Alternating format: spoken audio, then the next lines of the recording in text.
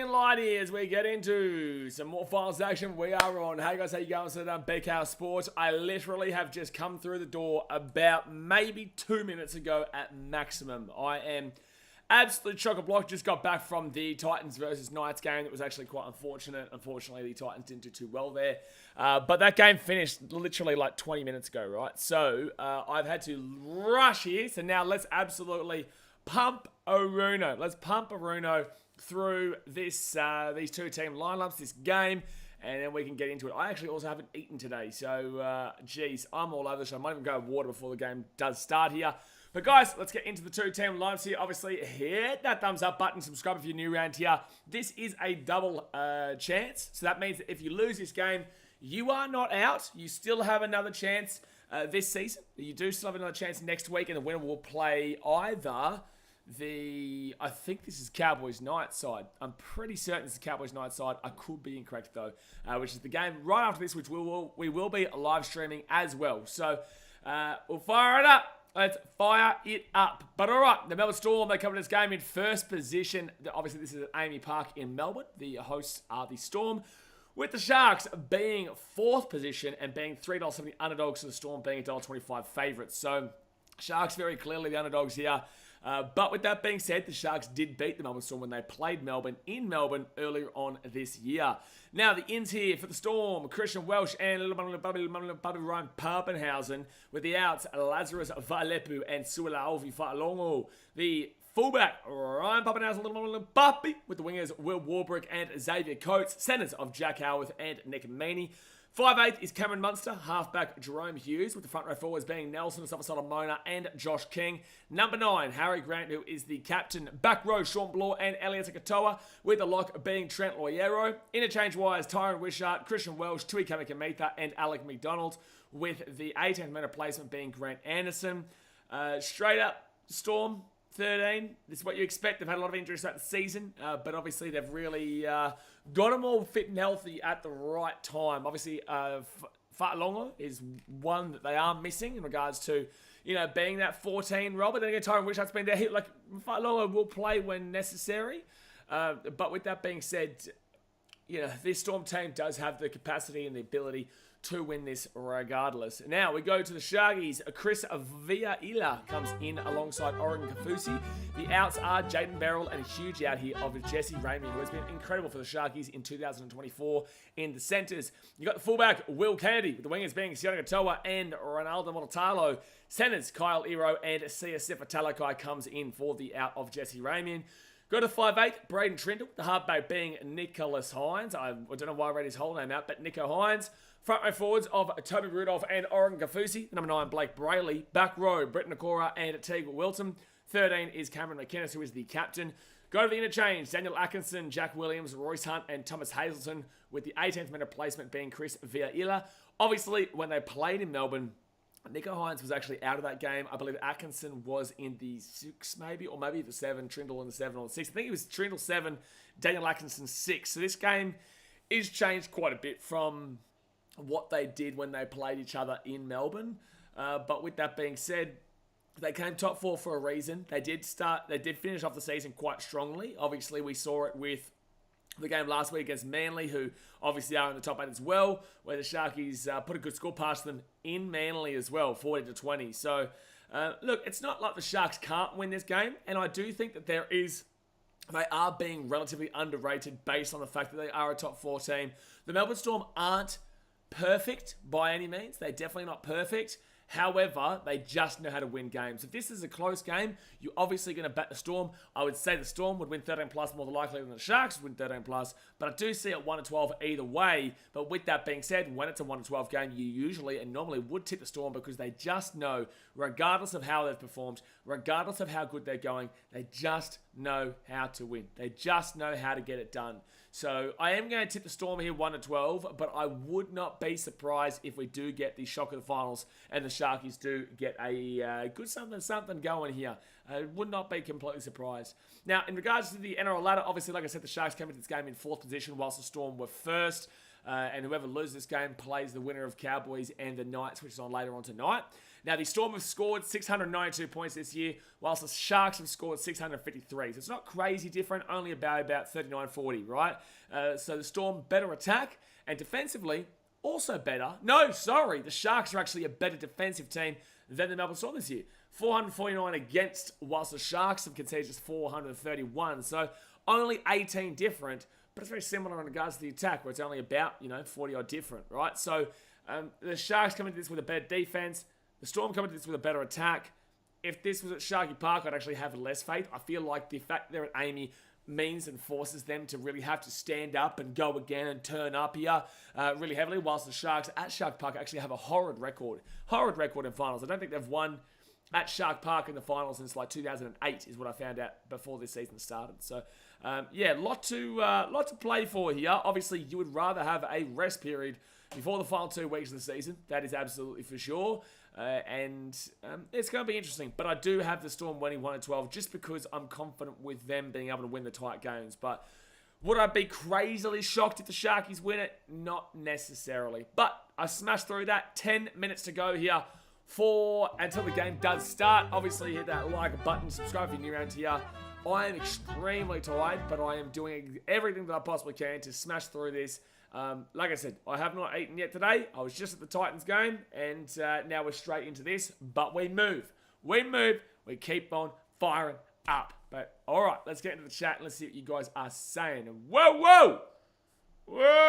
Olivia Reed with a $160 redo donation. Good win for your Broncos today in the women's game, Olivia. Obviously beat the Sharks in the last few seconds of that game. Crazy stuff. Obviously wasn't too good for my Titans women today. Unfortunately, our season is officially done. But the Broncos, I think they went first place in the women's table. So, yeah, appreciate that very greatly, Olivia, for the $160 redo donation. I might get some Nando's chicken with that one. I might get some Nando's chicken. That's for sure. And also goes to some Vegas. I'm definitely going to be smashing through a Nando's chicken after this game. That's for sure. That is absolutely for sure. But yeah, thank you very much for the donation, Olivia. And Clarky with the $1 redo, well, not even $1 redo donation from Clarky's Travel.com, the 99-cent donation. Massive Muppet, that bloke. Massive Muppet. Didn't say anything either. Did not say anything either, but welcome to the party, Mr. Clarky's Rugby League column. I did see you trying to call me before, but I was in way too much of a rush. To get here to pick up your call. Daniel Bates says, I'm guessing this Hines guy will be out to make a point today. Maybe. I think the Sharks in general will be out to make a point. They're not going to be, one and done. What they always do. Not one and done, but, straight sets is what we call it, sorry.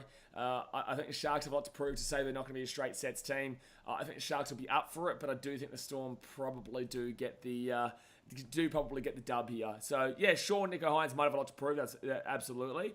But the Storm should be the better outfit in this game. Critic says, I'm so nervous. Sports Science says, go Sharks. Broncos Sports, hello. Olivia said, oh, did I not read? Sorry, I didn't even read your comment, Olivia. I didn't. So that's how often I am. But Olivia Reed says, hey, mate, tough loss for you guys. I was there on the other side, wanted to come over, but they wouldn't let me. I was waving and yelling, but don't think you could hear me. On the other hand, super happy for my girls showing our boys how it's done. Absolutely. Yeah, no, good stuff there by the Broncos girls getting it done late on there in that game. Just wish ours was able to turn up, but, obviously a little bit of a grand final hangover from last year, and also the fact that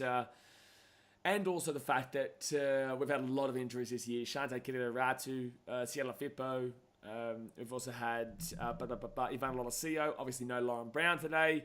We've had just ridiculous Destiny minutes in a party. The list goes on, man. So, yeah, look, it's an understandable kind of season with us with our injuries. But with that being said, you would have definitely liked to have seen more from the Gold Coast Titans this season, especially after making a grand final. But if you are looking at track records in grand finals across both the men's and the women's games lately, if you lose the grand final, let's look at the men's, for example. The Rabbitohs fell off after they lost the Panthers. The Eels fell off after they lost the Panthers. And also the Broncos have fallen off after they lost the Panthers right in the men's game. So whoever makes the grand final this year, you're looking like you're going to fall off next year.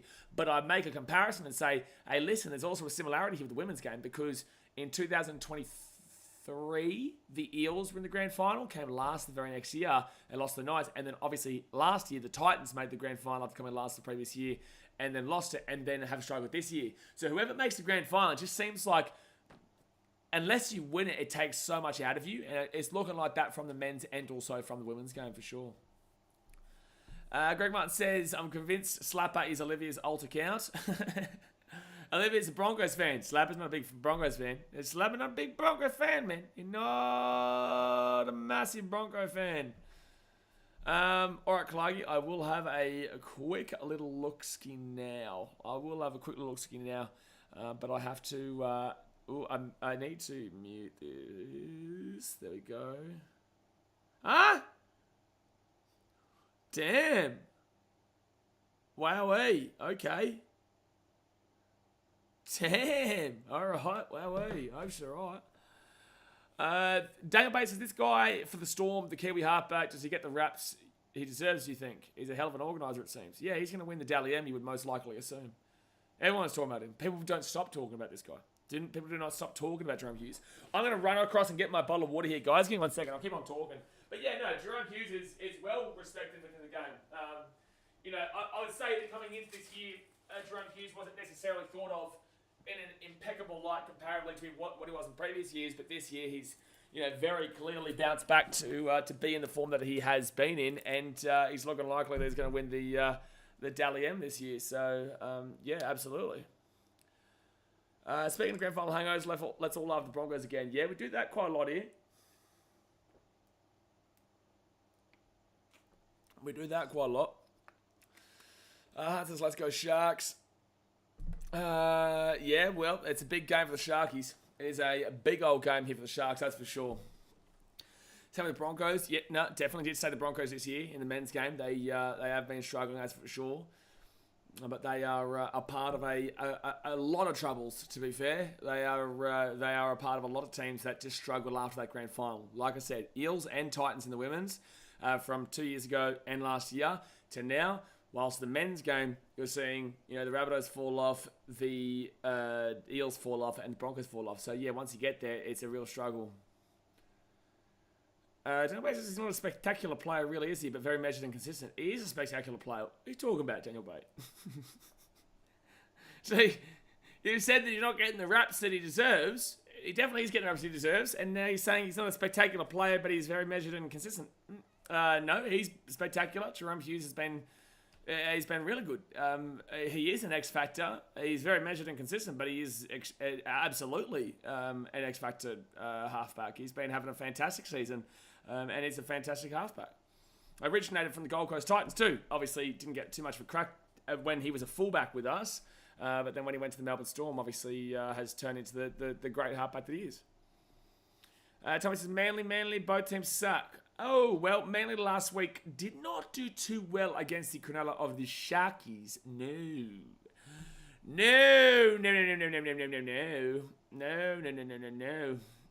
they did not do too well at the old Brook Vale, Tommy. No, not last week, no. Nelson Alfaris is worth taking a shot on the Sharks line. I think so. Like, I don't put, your life savings on it, obviously, and I'm not encouraging gambling here, but...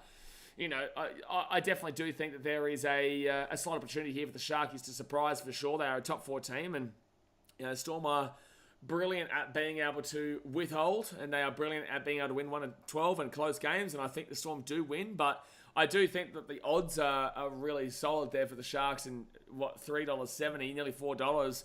So yeah, I think that it's a great little shout. It is a great little shout there. But obviously, don't hold your hope too much and don't go too crazy. But there is definitely a shout. I've been scoring a few tries lately too. Oh, sorry, I've always seen him as an underlooked player. No, I definitely don't think people are underlooking at Jerome Hughes. They've always said the Storm are probably the best spine of the game with one of the puppy Ryan Pappenhausen, Cameron Munster, Jerome Hughes, and Harry Grant. There's never been... I would say maybe last year had a bit of a down year, but overall, and it was a down year for Jerome Hughes standards in 2023, but, throughout this year and throughout his years before that, he's been absolutely fantastic, and he always gets the raps he deserves, especially when you've got the Kiwi audience that back him in so strongly and want to see him with the Dally M, considering that Sean Johnson obviously had a harsh one last year. But I do think that Warriors fans, they didn't really acknowledge that there were some games towards the back end of the year that Sean Johnson did struggle in, whilst Callum Ponga did absolutely get like 6 points out of every single game in the back end of the year because he was clearly the best player there.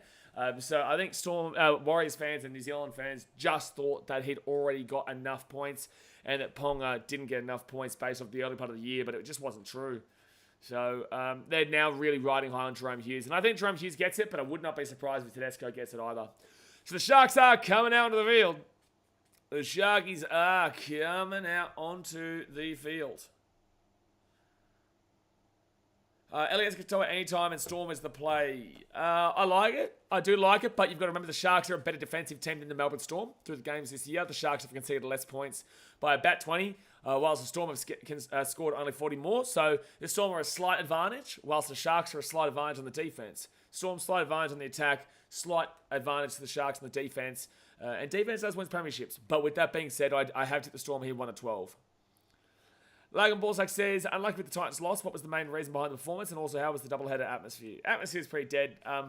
But with the performance, we've got that many injuries out, mate. Lauren Brown's out. Destiny Minutes in a party. Jeez. She hasn't played. Long story short, you go and have a look at the injuries that we've had. Ivana Lolosio, just a ridiculous amount. Jamie Chapman's playing injured, right? So, yeah, it's a real tough one there for us. It's been a real tough one, but it's just been a bit of a down year after a bit of a grand final hangover. Metro Fellow Sports says this year you should do a video series on how you would fix every NRL club. Yeah, I get what you're saying. Could do that, but in the same sense, a lot would be very similar. Do you know what I'm saying? Like, if you're going to encourage, there is a lot of clubs that would be very similar, and you open yourself up to some crazy shit when you start really telling these guys how to do their jobs. So it's like yeah, sure, but in the same sense, it's a bold thing to do. So here it says, do you gamble with sports bet and whatnot? Not really, man. I used to gamble quite a bit. I stopped it, so not really, mate. Not really. Blake Arler says, NRL Finals, Innocent Prem lead tonight. What a day. Yeah, I'm not going to be able to stay awake for the Prem tonight. I'm way too tired for that. But yeah. Yeah. Well, all right. The game's about to start here. Actually, did Man City play tonight or are they tomorrow? Let's have a look. Here. Oh, it's at 12 a.m. Yeah, I'm going to watch the replay tomorrow morning, to be fair. No to this one. I can't do that one at the moment, Dane. You know it. Until something happens, you know what I'm saying? Jeff Jackson says, how do we fix that, Blaze? How do we fix what? But all right, the Storm will kick it off. Oh, no, Cronulla. Oh, no. Cronulla have made a mistake off the first one, man. They've made a mistake off the first one. They've dropped the ball off the first play Cronulla has. So it's going to be a drop out here from the Sharks to the Storm. Oh, Will Kennedy. He bites too heavily forward-wise. But Trindle can kick that ball up there. And Elliot Katoa gets the ball from the short kickoff. So it's going to be Storm ball here. 15 metres out from the line. They're going to go left-hand side of the Storm to Jerome Hughes. Hughes over to Nelson to Somerset Mona. And he will get crunched down. 15 metres out of the line. Second tackle here. Harry Grant now. He'll go left-hand side. Gives it off into Trent Loiero. And Loiero is going to be 10 metres out. Third tackle. Only a minute gone here. Sharks have made a mistake. And the Storm are already on the attack. Let's see if the Sharks defense holds up. And Harry Grant. No, will not get there. Fourth tackle. 3 metres out of the line. Oh, yeah. Shaggy's not looking good to start. Oh, no. Oh, Sharks. Oh, Munster scores like that, and the Sharks are all over the shop. 4-0 with a key to come. That is a horror start here for Cronulla. Matt Leeds, I'm a Sharks fan, GWS fan, and Leeds United fan, all play night 3 from 3. Well, it's not looking good, the Sharks. I don't think the GWS are favourites, and Leeds are very up and down, so don't know how. It's going to be a tough one for you today. It'll be a tough one, but we'll see. It's another game most likely over instantly. Well, it was like a blowout. That means I could like order my Nando's and eat it. I wouldn't be eating it on camera, but like, if it's like 60-0, that's not going to happen, by the way. But like, if it's 60-0 in 50 minutes, we'll see the Cowboys nice game, you know? Daniel Bates says, Sharks really do put their fans through it, don't they, recently, it seems? Mate, they won a premiership 9 years ago. There's a lot of teams I would feel a lot worse for than Sharks fans. And so he says, won't be shocked if the Cows lose tonight. I wouldn't be shocked. I don't think it happens, but I wouldn't be shocked. There's no one who's not the Panthers or the Storm realistically are going to win this comp. Like, it just is at this point. I think we all know it. The Panthers and the Storm are clearly the two best teams in the competition at the moment. And I just dead set can't see anybody actually taking them down. I just dead set can't. And they get the kick. Like, so they're in the top 4 the whole season, Daniel. Yeah, I don't understand this. Like, Roosters fans, you know, kind of are begging and asking for sympathy from people. And it's like, bro, they have a little bit of thought process for the fact that the teams at the top hate you because they're always at the top. But the teams at the bottom aren't going to feel sympathy for you. You know, at the end of the day, like, Tigers fans, Titans fans, you know, Rabbitohs, you've had a good, successful period. So this isn't too much for you. But I know you feel like it's the end of the world. Eels fans, all this sort of stuff, right? And even the Eels, at least they were in a grand final a couple of years ago. Point of is that all these teams at the top, they lose a game and they're like, oh, please, guys, feel sorry for us. And it's like, we don't care. Like, you know, we support teams that I know people who are Titans fans who have been Titans fans for like 10, 13 years and have never seen us win a finals game. So, you know, I feel like a little bit more sorry for Tigers with 3 wooden spoons and whatnot than those kind of teams. And the Sharks won a premiership literally 9 years ago. James Speeds, my prediction, Storm 48-14. I know the Storm just scored, but I do think the Sharks defense is better than giving up 48 points in this game. Like, I think that obviously people are going to bite into that first play there, which was pretty poor, but I don't think the Storm are going to be hitting near the 50 mark. Roosters fans saying Klein F's them up when I can recall the amount of times Klein was very biased to Chooks. Yeah, there was a few moments last night. Harry Grant, Jerome Hughes. Sharks are looking a bit average defensively right now, though. Clearly there should have been a bin for the Roosters, but Klein didn't call it. He made a really weird call, saying that because the original call, he won't, you know, say professional foul when it's like it's a professional foul. So, okay, well, I'm just going to, you know, shove a player for no reason, and then you're going to go king hit a player, and it's like, well, the first foul was that one, so that professional foul doesn't matter, so he's just on the field, right? That was Klein's thought process last night. That was the confusing part, but... Anyway, that's a very severe example. But the point of the matter is that, like, well, that gets wiped away because of that, apparently. So, 4th takeover for the Sharkies. Kyle Ero will get the ball at the 30. Watching the Roosters lose and all their fans and coaches crying will forever be satisfying, Mitchell says. It's at least some Roosters fans are saying, like, well, at least we were beaten by their team, but yet they still kind of go down the referee route, and it's like, it's not the referee why you lost that game, and you received it. Oh no, Sharks again. Oh, it might work out. McInnes after Rudolph, it's for tackle. Rudolph. Oh, that's all on Rudolph, mate. You've got to pass that ball, you selfish player. Bro, pass the ball. You have 3 on like 1, Toby. You are a front row forward and then gives away a penalty. Oh my gosh, Toby Rudolph. Dude, that is... How is it... Toby Rudolph, you are not a halfback. You are not a 5'8". You are not a kicker. What are you doing, Toby Rudolph? Bro, it's not about having too many options. Just pass the ball to anyone. You are not a halfback. You are not a spine player. You're a front row forward, bro. Pass the ball. He had so long to pass that ball just then. Says the Sharks' only worry is big games doesn't mean they're struggling, still are consistent, but they're frustrating with their finals record. Frustrating with their finals record, but at least they're in the finals. Clay says, Rudolph passed the ball, you were kidding. He's a muppet, man. Like, spine player, come on, brother. 3rd tackle now. You wish you're a spine player. And I think he had his 5'8" or his halfback to his left. Munster underneath here to Elias Katoa, Jean Blanc, sorry, and he'll get away from 1, get away from 2. 4th tackle now at the 24. Have I ever attended a Titans finals match out of curiosity? Yes, 2010 I was there, and also 2016. 2021 I was stuck in Sydney, unfortunately, because of COVID. So, yes. I have. And yes, the Cats do win. So Jerome Hughes will put that ball up, and I think that's a knock on there from the Storm. No, it's going to be a dropout. No, so it's not bad from the Sharks. I think they'll check that anyway. They don't have to challenge it. Toby Rudolph, you're not the main character, Daz says. I'm not a professional player, but it baffles me how genuinely there are so many ball hogs now going.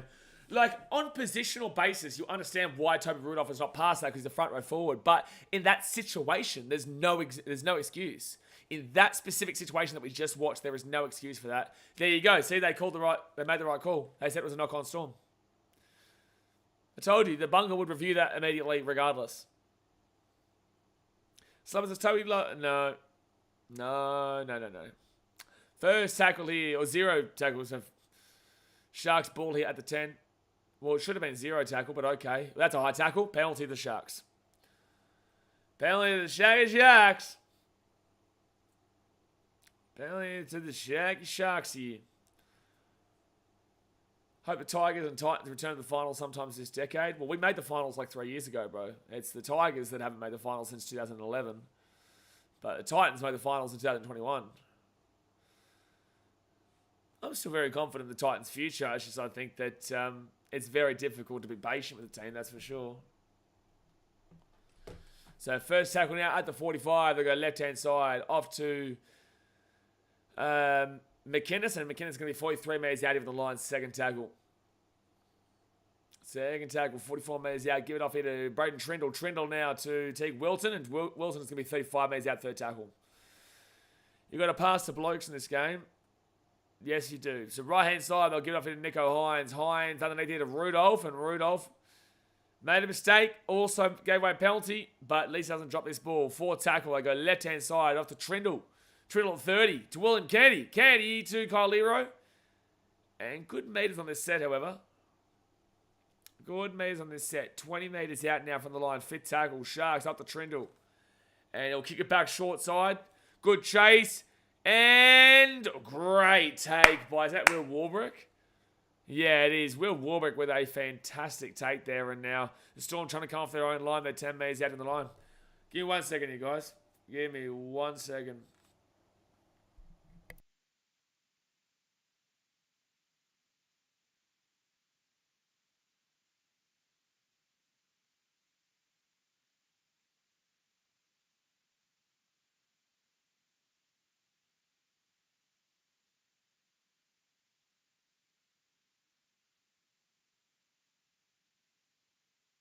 All right, we are back.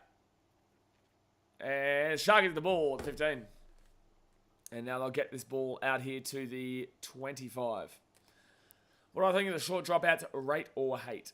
It depends. Depends on the situation of the game. Siona Katoa taking it down to the 25. 10 minutes gone here, guys. Hit that thumbs up button and subscribe if you're new around here. Depends on the situation of the game. Like, if you're taking a short dropout for no reason, then... Oh, Kyle Leroy's away. Oh, he's taking it down to 40. Good run, though. If you're taking it in a part of the game where there's no point for it, then I think it's stupid. And I think that people obviously just want to see every short dropout taken by their own team. And that's why they complain about it so much. Because it is effectively giving yourself a chance to not be on the defensive. Right inside, Sharkies off to Katoa. Katoa sits back on the inside. He's 35 metres out. Gives the ball unload to Nico Hines. Underneath it to McInnes. And McInnes here will be 25 metres out from the line. Fit tackle. But... you know, with that being said, yeah, you're always giving yourself a chance. And they kick it through. And Storm get the ball easily there at the 10. But I will say the Sharks have really started to adjust a lot more. They have adjusted. You are seeing their attacking fluidity at the moment as well. Blake Ellis, can't wait to see Tino next year. Yeah, Tino's going to be a fun one to watch. Obviously, that's basically a new signing there for Desi. You know, I do believe that Titans have made a signing as well. So, you know, yeah, Tino obviously, brand new signing there for Desi. And, you know, we're going to start to shape this roster around what Desi wants. Left-hand side, Xavier Coates, taking out at the halfway point, fit tackle. Fit tackle. So, right-hand side, off to Cameron Munster. And Munster whacks it up. Easy take there, though, for the Sharkies. Molitalo grabs it. Brings it back to the 30. I think tomorrow's game is going to be a really fun one to watch, that Bulldogs and Manly game. Like, I could see either team actually winning that 13 plus. I'd lean more towards the Manly side of things, though. Like, I'm tipping Manly tomorrow. But I do think, obviously, it should be a 1-12er. But the Dogs have had way too many distractions for a team that hasn't been in the finals for like 8 years. Actually, Clark, if you're still here, who are you tipping tomorrow? Third tackle gives it off here to Kafusi. And Kafusi, fourth tackle, gets the offload away. Off to Nico Hines. Hines now to Brett Nakora. Brett Nakora gives it off to Talakai. Talakai here at the 30 and the 25 for tackle. Bulldogs. I don't know. I'm not convinced, man. No, 6 again of the Sharks. I'm not convinced considering the fact that recently their form has dropped off a cliff. I know Manly struggled last week, but that was without Turbo. They've got Turbo back in. Their defense is not great, but the Bulldogs' attack is, bottom 5, bottom 6 in the comp. Obviously, Dogs' defense is much better, but their attack is pretty poor. So, yeah, I don't know. I'm pretty convinced Manly win, but it'll be a close one. So, third tackle now for the Sharks. 5 metres out, right hand side, Nico Hines. Oh, it's a bomb of a pass. Try time, Shaggies. Woo! Sione Katoa on the wing. Great pass there from Nico Hines to Talakai. Talakai gets tackled. Great tackle by the defense there for the Melbourne Storm. He still gets the ball out to the wing, though, to Sione Katoa, and he will score on the wing. So, it's 6-4 here with the kick to come. 6-4 with a kick to come. That was a bullet pass there from Nico Hines. It's just the defense from Xavier Coates. Xavier Coates and Munster was good. Track time, bing bong, mana beach. Absolutely. Nice try there. There was an arm wrestle between the two sides there, and I feel Sharks winning that is so crucial. It keeps them in this game with genuine belief. Well, I said before the game started, I don't have the balls to tip the Sharks, but I was getting a vibe. I was getting a vibe that I don't have the balls to tip them. I tipped the Storm 1-12 based on the fact they're at home. But, the Sharks will be up for it. They've got a lot to prove in regards to... actually, I was telling you last night too. I feel like the Sharks do have a lot to prove in regards to their finals. And I think they'll be up for it. Whether they win or not, the Storm are the best team in regards to winning close games. But... the Sharks beat them earlier on this year. Very different teams, but they've got Nico Hines in the team now, and Nico Hines also got a lot to prove. So, I don't know. I just feel like the Sharks, again, with the advantage defensively compared to the Storm, attacking-wise advantage, defense wins premiership. So, that's why I've gone with the Sharks. That's why I've gone with the Storm, but I was very heavily considering taking the Sharks 1-12. You're right. They are genuinely so due to win a finals game too, but let's see. They are due, yeah. They are due. Few too many Drew Barrymores. Yeah, a few too many Drew Barrymores. Storm score again after that arm wrestle period. It could have broke their spirit, although it's still early days. If they go out to a big lead here in Melbourne, yeah, it probably would have been starting to shape up towards a decent enough win there for the Melbourne Storm. But Nico Hines, misses the kick there from the sideline. And it will be 6-4 to the Storm with 26 minutes to go the first half. Hines has gone quiet, as mate says. They always do, son. They always do.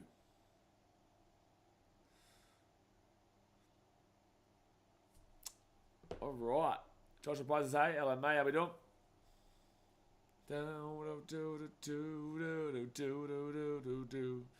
Splitsy says Storm 6 CGI. No, they were up 6-0, but Sharkies just scored.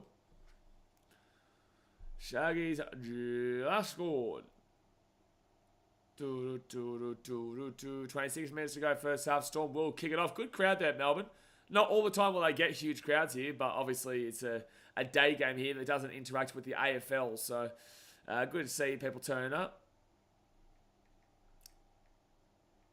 Clarky, what's your poison? Everything's his poison, man. Second tackle now for the Sharks, and they'll get this ball here to the 25. To Cameron McInnes. They're making the better meters, they're making the better sets, and they're making the better attacking reads than the Sharks. But then again, they've had more of the ball, obviously, since the Storm did score that try, which was very concerning. But again, like, you could argue that Storm try wasn't based off of Storm attack. It was based off of the fact that the Sharks made an error, right? It was based off of the Sharks attack, obviously dropping the ball outside off the first tackle, giving the ball straight to the Storm, and they scored straight away. Again, it was bad defense as well from the Sharks, right? It was completely open, so... And that was just weird there from the Sharks. But Storm ball now. And they're away. Xavier Coates at the 30. Another mistake by the Sharks. Coates taking out the 45 at the 50. Another mistake by the Sharks there. Another mistake by the Sharks. Do I have drinking comments with him? I don't drink, mate. I've been on 75 hard for ages now. I've only got a few more days left of it too. But I am going to until the grand final. So first tackle now. Storm with the ball. Nelson Sofa Solomona gets support of the 30. Blake Arnold, damn, apparently Trey Fuller has probably done his ACL in Queensland Cup. I did see the Dolphins were losing by 2. I did hear that on the way home on ABC Gold Coast. So that's sad to see there for Trey Fuller. Is he off to anywhere after this? No, I'm thinking of Tristan Saylor, sorry. So forward tackle now. 15 metres out here from the line here for the Storm. Harry Grant off to Cameron Munster. Munster off to little Manu Papi. Manu Papi. High tackle penalty. Yep. High tackle penalty. High tackle penalty. The Storm won't go over the 2 here, I would assume. They won't go over the 2 here. Is that not a knock on from Grant? I'm not too sure. I didn't see it. I didn't personally see it, but that's... Unfortunately, that is definitely a high tackle there. Guess who it is? Toby Rudolph. Guess who it is? Yeah, Rudolph has... Well, it's like you go back to that game against the Bulldogs for the Sharks. Toby Rudolph was the reason for all 14 of the Bulldogs' points. He was the reason for all of them. All 14 points was down to him. So second tackle now for the Storm at the 10. He really needs to fix his discipline up. They go right inside Josh King, and Josh King is going to be 3 metres out from the line. Third tackle. Third tackle. They're 5 out. Jerome Hughes off to Elliot Katoa. And it'll be 4 metres out. 3 metres away here from the line. They give it out to Jerome Hughes. Hughes now gives it up to Munster. And Munster offloads it to Jerome Hughes. Kicks it through here, but that is not a good kick there from Jerome Hughes. And Sione Katoa comes away with it. I don't know what that was from Jerome Hughes, but it was interesting. I don't really agree with that one. I don't think that anyone really knew that was coming. And also, it just wasn't anywhere near enough for the Storm to get in range of that one. All right, third tackle now for the Sharks. They get this ball to the 15.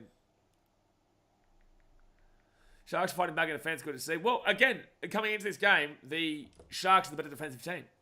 They've conceded 30 less points. The Sharks have only conceded 431 points this year, whilst the Storm conceded 449.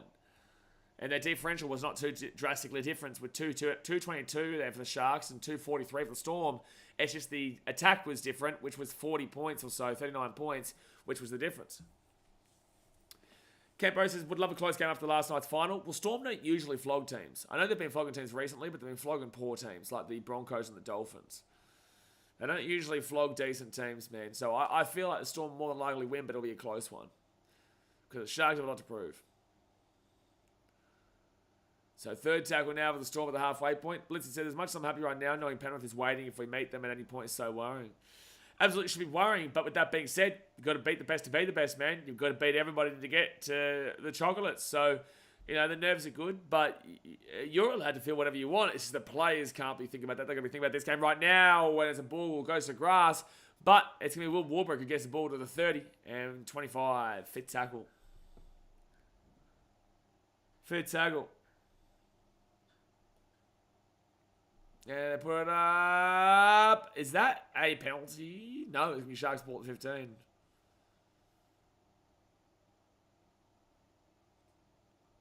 All right, second tackle now.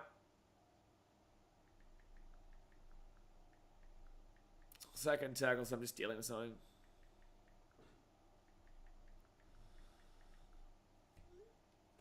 So it's going to be third tackle. For the Sharks, I'll get this ball here to the 35.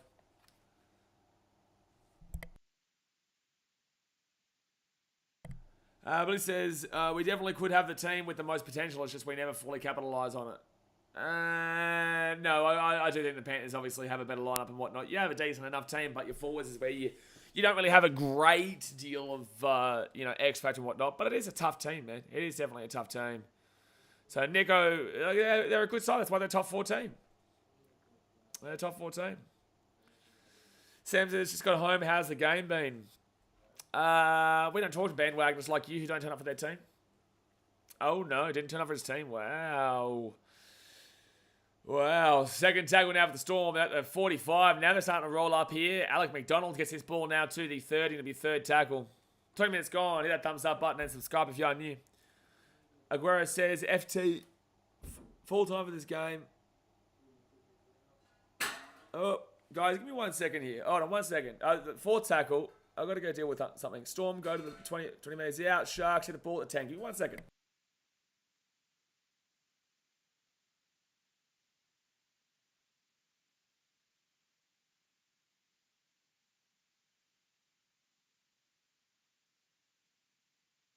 All right, we're back.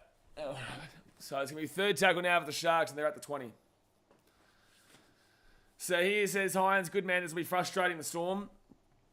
Yeah, Sharks are definitely frustrating the Storm right now. I know the Storm is still leading 6-4, but the Sharks are definitely getting the better of the possession at the moment. Do you think someone like Sloan will be good with the Sharks? No. So fifth tackle now for the Sharks at the 45. Sorry guys, I'm just a little bit distracted right now, but it'll be Storm ball now at the 15, and it'll be little puppy Ryan Pappenhausen who brings his ball out now to the 20. It'll be first tackle. And Munster gives it off here to Jack Howarth, who will get this ball now to the 30. Rolls it off to Munster, and Munster now will get the ball out to the 40, and it'll be third tackle. But yeah, like obviously the Melbourne Storm, they're fine, man. Like this is obviously a situation that they're quite used to being in right now.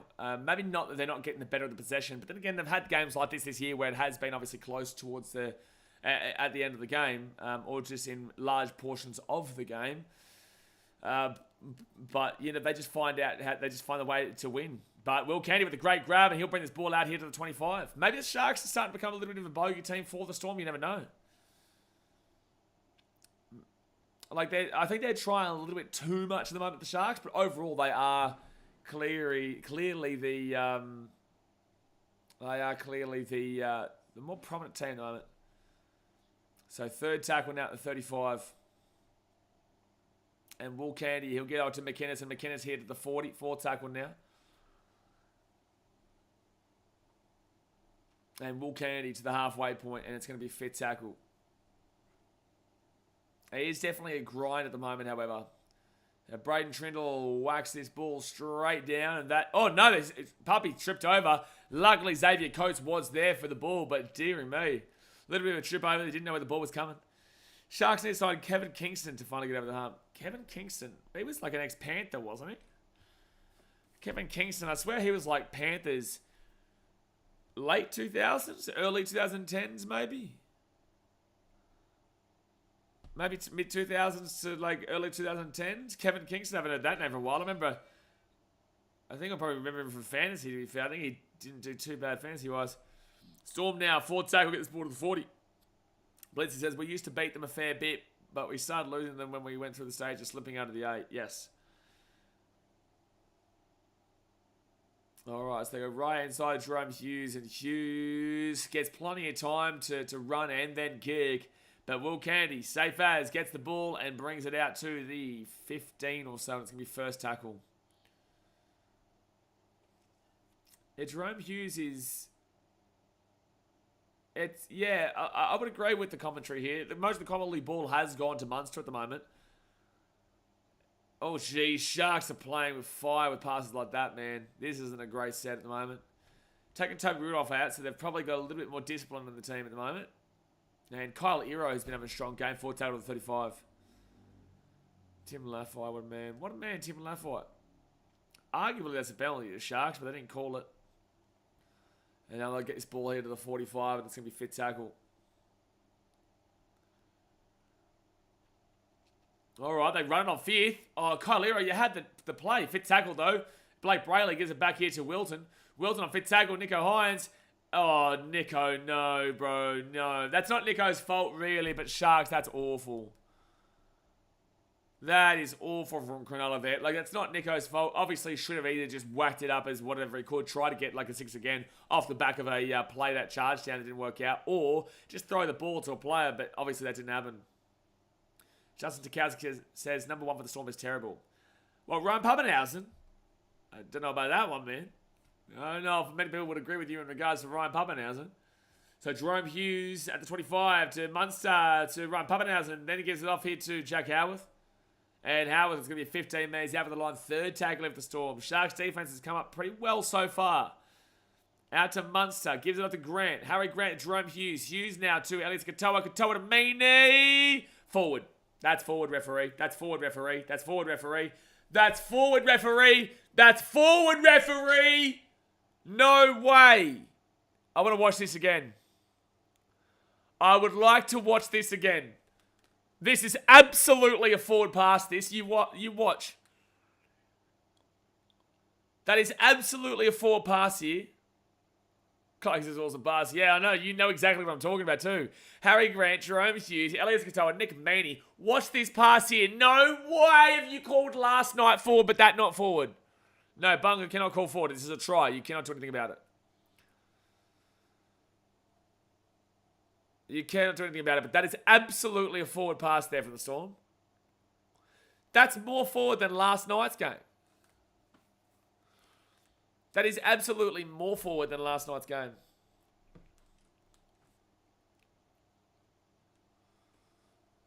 $14 minutes to go here the first half. Not a Storm fan. I don't like Storm, but what do you want about him up at? Yeah, I don't understand what Justin's talking about in regards to up and hasn't been not good.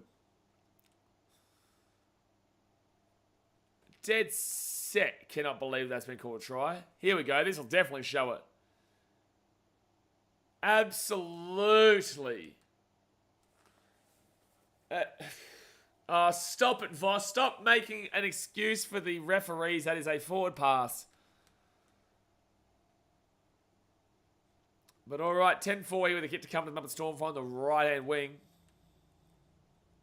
That is just disgraceful they've given that as a try to the Storm. May Johns is one of the sideline commentators, Blake Arler. And Meany will get the kick, so it is an 8-point game, 12-4 with 13.5 minutes to go. It's just so disappointing, man, because you're seeing a real close game, you're seeing a real good game that's in the grind, then the Melbourne Storm get a piece of shit call like that. You know, it's like the same thing with the Panthers last night, but with that being said, the Roosters also got some really advantageous calls. And you're just like, come on, man, we just want to watch the footy. We want to see the right calls. Every man and his dog can see that's a forward pass. Like, and then you go to last night, you're like, every man and his dog could see that wasn't a forward pass. Well, they can't take a look. Here's the one. They didn't even take a look. It looked like he had to reach forward to grab that. No, it's a forward pass, mate, but they can't. The bunker cannot rule on forward passes in rugby league. The bunker cannot rule on forward passes in a rugby league. So they couldn't take a look at it because there was nothing else wrong with the play. The only thing wrong was the potential of the pass, and they can't check that in the bunker. So 13.5 minutes to go here the first half. The Storm taking it out to a 12-4 lead. Touchdown, Melbourne Storm. It's definitely a touchdown. As at least forward as that Reynolds kindly giving the ball to a Titan before going in the sheds. What game are you? What are you talking about? And everyone want Adam G to ref a good game. I can't believe Adam G is not a part of this finals at the moment. I dead set can't believe it. You know, and that's the crazy thing, right? Like, people have been demanding for like Ashley Klein and all these guys to be dropped for a while now. And they drop the only person that people don't complain about on a significant level. The only person. User was that's honestly a bad rule. A bunker should be able to look at forward passes. Don't worry, this is an age-old debate now, game. It's an age-old debate. Happens all the time, every week. People are always saying, you know, let the bunker rule on it. The obvious ones. If it's not obvious, then sure. But like, that was an obvious one. The Warriors-Broncos one last year was an obvious one. But also, people don't understand the forward pass ruling, right? First half with the Sharks, they bring it out to the 25-second tackle. Penalty to the Sharks. Penalty to the Sharks. People don't understand the forward pass rule. People think that automatically if the ball goes forward, that it's a forward pass. If the ball comes out of the hands backwards and goes with momentum forward, oh my gosh, Cronulla. Oh my gosh, Cronulla. They haven't kicked the ball out from the penalty. Second tackle with the Storm at the Sharks 30. That's insane. That is insanity, Nico Hines. That is insanity, man. There's a reason why you cop it. There's a reason why you cop it when you're doing stuff like that, man. You're a great player, but that's poor. If they score here, that's on Hines, man. If they score on this set, despite whoever's defensive fault this is, now they've called penalty. Hold on a second. Harry Grant is the reason why this has been called. I want to know what happened here. So Munster was down. It must be a late hit or something.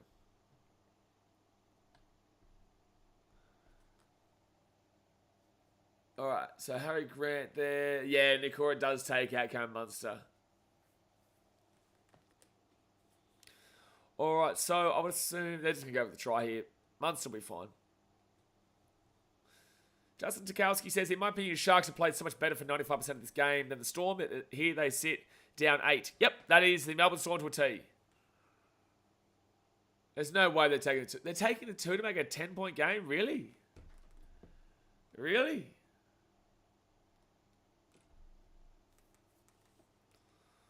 Maybe it's because of Munster being struggling at the moment. Maybe that's why he's taking 2. Because I don't understand that, they're on the line again. Have a great opportunity to take a 14-point lead, but instead they're going to go for the kick. But anyway, 10 minutes to go the first half, guys. Hit that thumbs up button and subscribe if you're new around here. Gabriel Belandris says, I like your new logo, legend. Appreciate you. Thank you very much for that. I do have a website coming along too. So Nico Hines has got his 2 points against him based off of that play. So Nick Meaney is about to make it a 14-4 game. And there we go. Very controversial that the Storm are up by how much they are. But with that being said, the Storm just win these close games and grind it out, right? But with that being said, it should not be 14-4, right? The Storm have received a try off a blatant forward pass. Shuey says, Hines in big games is going to be the worst player ever. Yeah, well, there's a record. There's a track record of it. Now, can he get away from that? Sure, he needs to believe in himself. He needs to know the quality he possesses. He won a Dally M, and whilst people can complain about that, the point of the matter is that he has won the Dally M before. He needs to get back to being who he is. He needs to gain that confidence against, man. And I think that Origin, unfortunately, screwed him a lot this year too. So here says, Hines been less dominant, but he did also set their tribe down the edge. Yeah, no, attacking-wise, he's done great. Defensively, though, and in regards to that kick, that was really poor. He's had his moment in this game and also had his poor moments. So Sean Bloor. Oh, damn! Talakai just crunched Sean Bloor. Wow, that is an absolute slap of a hit, man. Third tackle to the Storm at the 25. That's crazy. That was a wild hit. Well done. Now Storm with the ball at the halfway point. So Harry Grant off to Jerome Hughes, and Hughes puts that ball down to the corner where it'll be Monotalo. Gets the ball at 10. He's not necessarily safe under the high ball always, but he does get that one, which you'll take. Get that up, you son. Get that up, you son. Get that up, you son. All right, second tackle now at the 25. Tackle in opposition 20. 10 for the Storm, 4 for the Sharks. The Sharks had some good yardage before. They're struggling a little bit at the moment. Rick Ozzy says, Storm fan from message retracted. Fourth tackle at the 40. For the Sharks. 8 minutes to go first half. I will say the Sharks have done some good stuff in this first half. I know that they're down by 10 right now, but they are getting some good stuff going. Nikora's trying to claim a high tackle here. He's trying to claim a penalty. Well, the Storm got one from staying down. He said he should have just stayed down. He should have just continued to stay down. Nico Hines puts the ball up in the air. Talakai chasing. And Bubby grabs the ball at 20 and brings it out to the 25. Schmitz always hate these top 4 finals games just because of the fact that it's not do or die. Yeah, the next game is where you're going to start to see that real kind of passion from both teams. I'm not saying that there's no passion in this game, but I'm just saying, you know it's do or die today, and then tomorrow, the Bulldogs Manly will be crazy, right? So, yes, from here on out, this is the last game where someone will not be eliminated in a game. This is the last game of the 2024 season where, by the end of it, both teams will still be in it. From next game onwards, Cowboys Knights, someone will be eliminated every single time. And up it goes there. Sharks coming through. Will Candy grabs it, goes out left, but taken down by Nick Meaney. He's been pretty good tonight, Nick Meaney. Today. Home NRL, it feels like the Storm are holding on a tackle way longer. Well, are you surprised? Are you surprised? Off to Kyle Ero.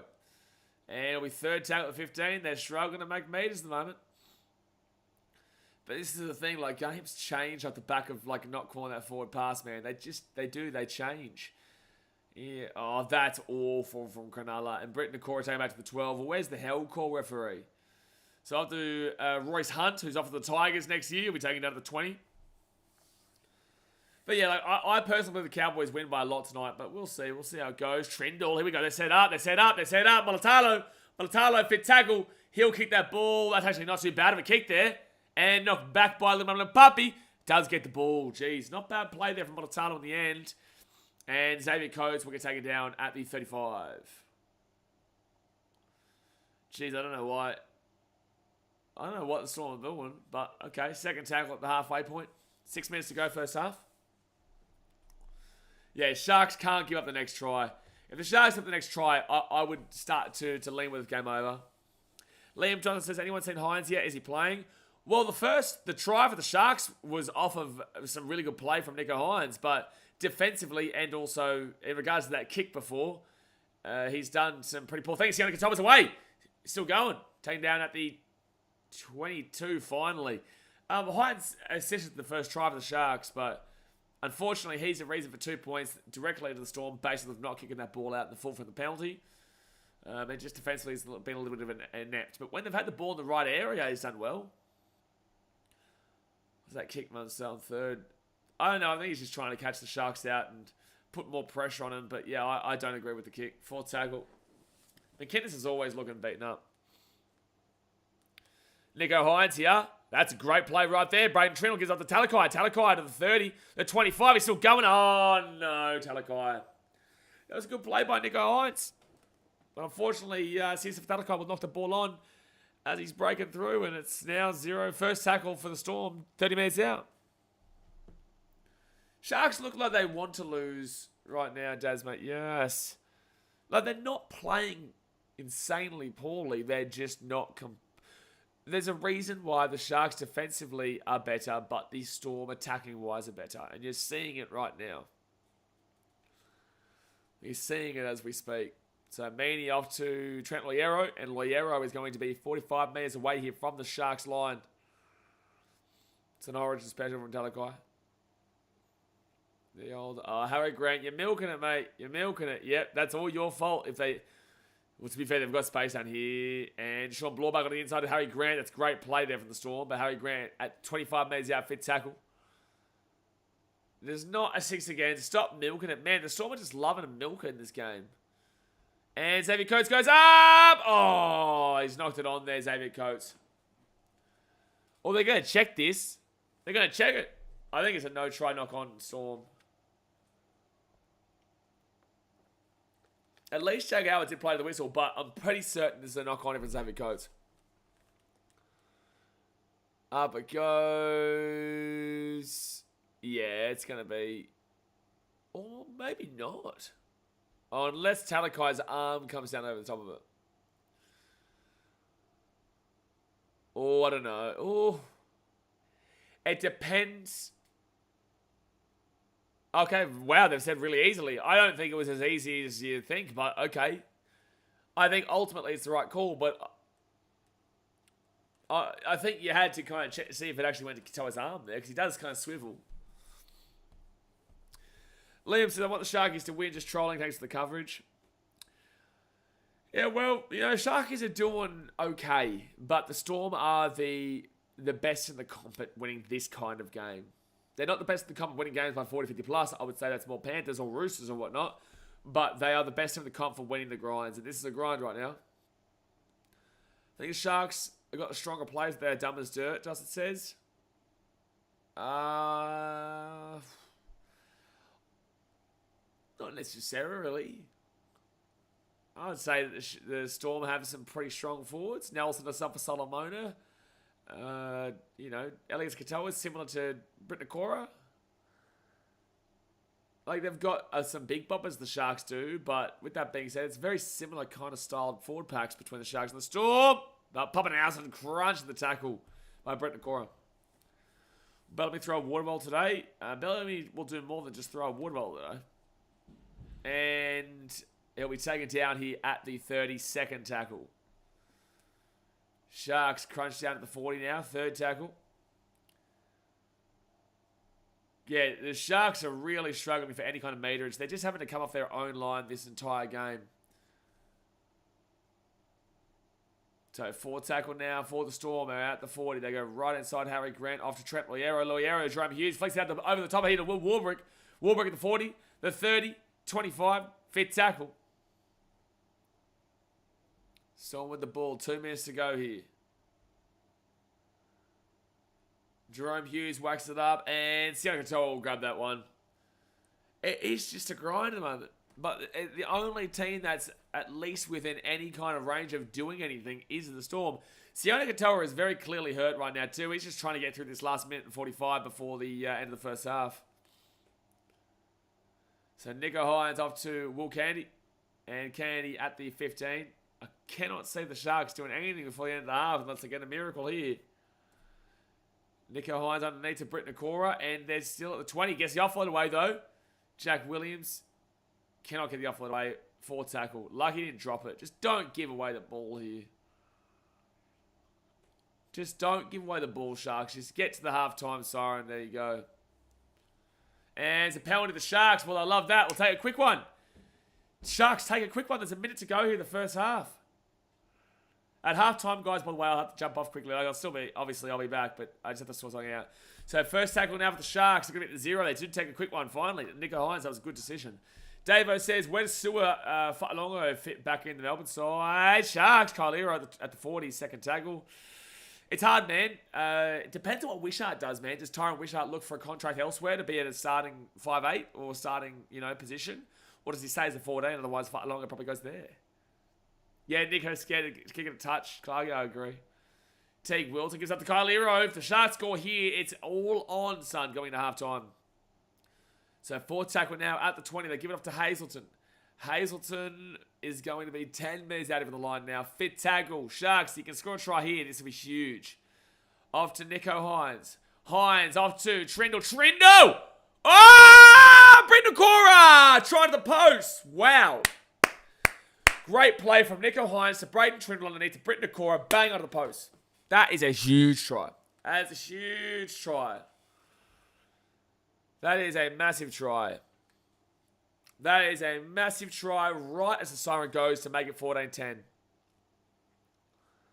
Boom, I gotta say, hey-oh, hey-oh, hey-oh. Trindle with that line was brilliant. And then for Britt Nakor to run right underneath, that was some really primo stuff there from the Sharks. And, it all comes down to that penalty that gave the Sharks a leg up and an opportunity. And the Sharks took full advantage of it with Nico Hines, Braden Trindle underneath with a flick pass to Britt Nakora. Bang, run to the post. Britt Nakora's not going to score an easy try in his life. Mitchell says, you're not Benji, buddy. Well, it looks like he is. Oh, it looks like he is, son. Gee whiz. Gee whiz. It's maybe 14-10 any moment now. What sort of money you reckon Wishart can demand out of a contract? Well, you've got to remember that the contracts go up in value because of the salary cap continuously going up every year with the broadcasting rights. I don't know what he's on now to improve. Dane, do you know what Tyron Wishart is currently asking for at the Storm, or currently on at the Storm? And then I can kind of make my judgment based off of that. Well, there you go. So half-time here, ladies and gentlemen.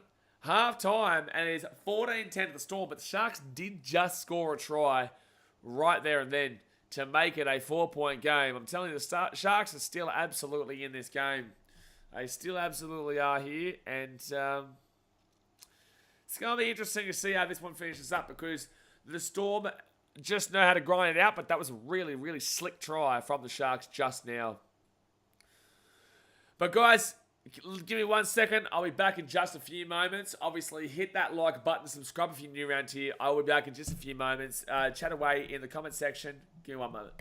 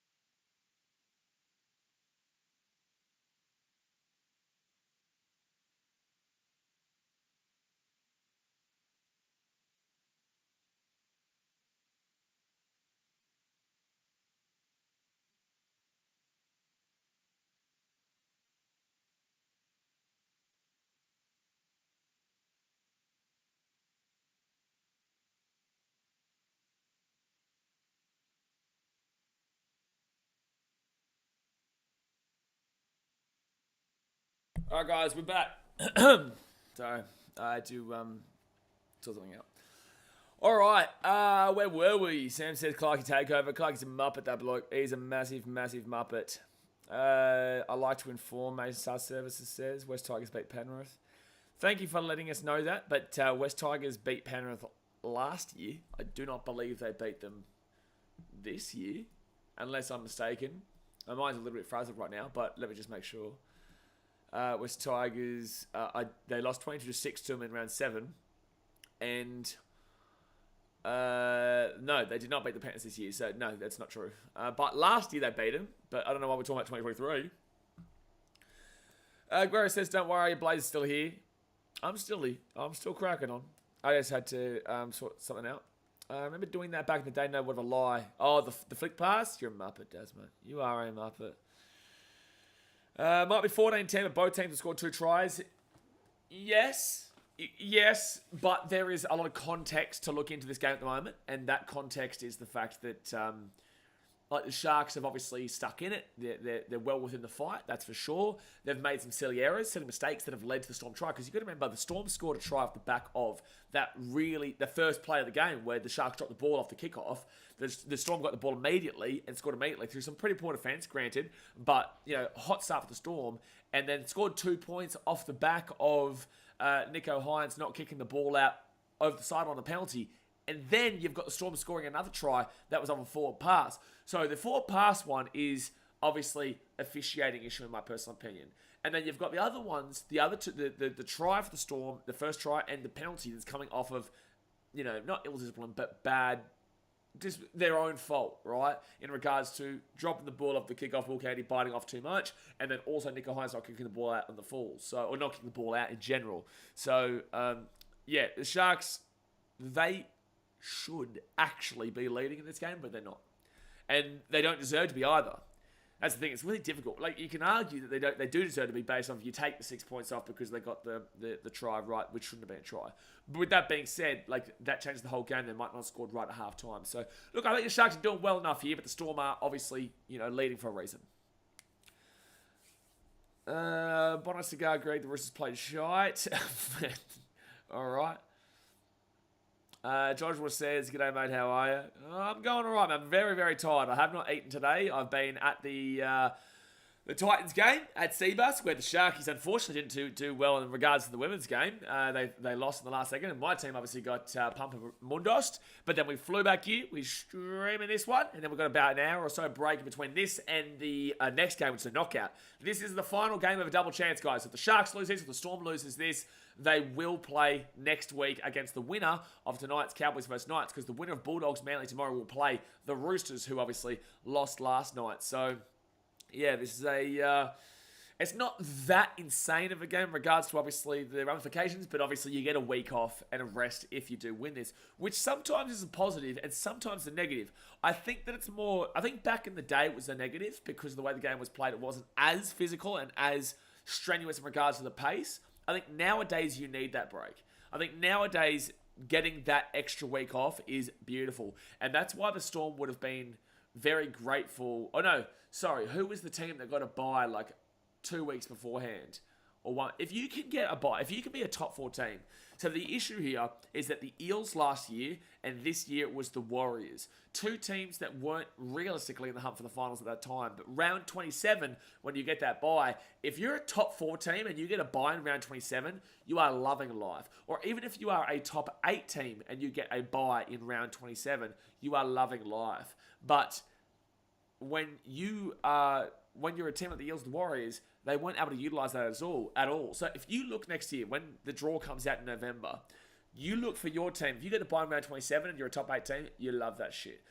But if you don't expect your team to do well this year or whatnot, it has absolutely no ramifications. But yes, if you're a top 4 team like the Roosters, the Storm, the Panthers, even though I think the Roosters drop off a little bit, but the Panthers, the Storm, and these kind of teams, they will be absolutely beautifying that round 27 bye. Greg Martin says, what does my comment have to do with the shiny Woosters main stars? Yeah, Greg's not a Roosters man. He's a top... I can't remember right now, Greg, to be fair. My brain's frazzled. I'll be much better to go in the second game, to be fair, because I will have eaten my Nando's. I'll actually order that soon, too, actually. I'll do that soon so that it can be ready for me so that when I have my break between games, we're good to go. We're good to go. Main Star says, Josh Adokar just turned up unexpectedly, so I should be well away for the next game. What? What are you talking about? What are you talking about today? I don't understand. I don't know what you're talking about. I don't know. I drink water though. I don't know. A gross Sunday to bench, you flick past an under 11 semi-final. No. That was me, mate. You're thinking it yourself was me. That was me. I don't know what's going on here. I don't know what's happening. Don't know what's going on here, but something's going on. Ah, Daz, mate. Oh, no. Daz, mate, actually, I want to ask you a serious question as a Bulldogs fan. Are you confident tomorrow, or are you concerned? Oscar says, you reckon Luai will make much effect at West? Yeah, I think that he's done well enough for the Tigers this year without Nathan Cleary for the most part. I think Luai has been really taking a leadership role a lot more. That Toby Rudolph play was so ridiculous. But I think that Jerome Luai has taken a step up at the Panthers this year, where it has been a lot more impressive for him to take more of a step, whilst not relying upon Cleary, which is what he's been great for in the past. But he has helped and led Samoa alongside Crichton to get into the World Cup final a couple of years ago. And then also he has taken that leadership role this year and has been a part of the Panthers 3 years in a row and has been a part of the Origin and whatnot, right? And I did think he had a better Origin series this year than people actually gave him credit for because they don't like him. There's a difference between not liking Jerome Luai and not respecting him. And it's like, okay, cool, if you don't like his attitude, that's fine. I get that, right? But you have to respect the player that he is. And he is a quality player. He is elusive. And I do think that he is better than people give him credit for. He is one of the primo 5'8s. And I think at the beginning of this year, we had him in number 2 or 3. I think we had Munster as the best 5'8", and then I think we had like Jerome Luai and whatnot. And obviously people don't like him, so they look towards your Tommy Deardens. They look towards Ezra Mam, which was never a case. Ezra Mam's got so much to work defensively, it's ridiculous. Ezra Mam is a great attacking 5'8", but also plays what's around him, whilst Jerome Luai can make what's around him with what he does. So I do think that as an individual, should he do well with the Tigers? Sure, but the Tigers are the Tigers. They've brought in Apisai Koroisau for the Panthers and done nothing. He's done well, but the Tigers haven't. Papali'i. Isaiah Papali'i was the best back row in the game alongside Dave Fafita when he was at the Eels. And then guess what comes here? And individually hasn't done a great deal. I guess that's because of the whole team as well, however. Right? They've brought Dream Buller. Fantastic year last year. Didn't do too much this year, but Dream Buller was great. But at the end of the day, the collective doesn't work. Right, so whether it's the organisation, whether it's the club, whether it's the players, whether it's the cohesiveness, I don't know, but there's something wrong with the Tigers. So Jerome Luai can come in and play fantastic footy and they could still struggle because you've seen the explosion of Lachlan Galvin, you've seen, great players in Koroisau and, even go as far to say like someone like Fainu, Justin Olam, but there's more context behind that one. I don't really include that with those guys. So yeah, I think that he definitely can help adjust, and I do think that the Tigers will be better next year than this year because they do have a key spinal player that knows how to win. But that doesn't mean that I dead set think that the Tigers are now going to be a top 8 team, right? But we'll see. We'll see how it goes. We'll see how it goes. David says, nope, not one bit. My eyes are showing up anyway. Exactly right, mate. Exactly. You just got to do it. You just got to do it. You got to turn up. Especially in the finals, man. Of course you got to turn up. Of course you got to turn up. I think you guys are like just underdogs. I think it's like $1.92 to $1.90 or something like that. Let me go look. It is. Yeah, you're $1.93. Manly are $1.91. Like that's crazy odds, man. Like that's really, really close odds. So yeah, really interesting to see how this one's going to go, man. It's going to be really interesting to see if the Bulldogs can keep up their season. Even though, you go back and look at their recent record. Obviously, last week lost 44-6 to the Cowboys. Manly lost 34-22. Beat the Warriors and the Dolphins and whatnot. But the two teams you've just played and conceded 50, 60, 70, 78 points against in Cowboys and Manly are in the finals, one of which you are playing tomorrow. Right, and then you go to the Warriors, bottom 5 team. Dolphins, missed the 8. Dragons, missed the 8. Raiders, missed the 8. Broncos, missed the 8. Guess what? The last top 8 team before that Cowboys Manly time, you played the Cowboys, you lost 20-18. Right? Warriors, missed the 8. Beat the Sharks. You beat Toby Rudolph, to be fair. But that's your last win. Your last win against the top 8 team was the Sharks 15-14 back in round 17. And the week before that, you got pumped 26-8 by the Roosters, right? Which was different. Roosters team had Sam Walker and whatnot. You know, you go back even further, obviously beat the Knights 32-2 on round 13. But with that being said, at the time, the Knights were a very different team. Also, I wouldn't even say the Knights are that great now, to be fair. So, it is really concerning that when you've played a big-time team in this top 8, not even a big-time team, but to say team in the top 8, the Dogs have struggled, but when they're playing the teams in the bottom 9, which they're expected to win, obviously they're winning those games. So, yeah, it's... The Bulldogs have had a good season. I don't think they should be too upset if they lose, but with that being said, it just comes down to, I hope it's a fair game. Mitchell says, Luai is the ultimate winner. He's about to win 4 premierships in a row in an Origin Series in 1 year to a Dally M Player of the Year, a 5th premiership in a row, and another Origin Series in the next. So Mitchell, Api Connery Sow was also a proven winner. He was an ultimate winner. Has won a premiership with the Rabbitohs. Didn't win a premiership with Manly. But did win a premiership, 2 premierships with the Panthers. Oh no, just 1. Was it 1 or 2 with the Panthers before he went to the Tigers?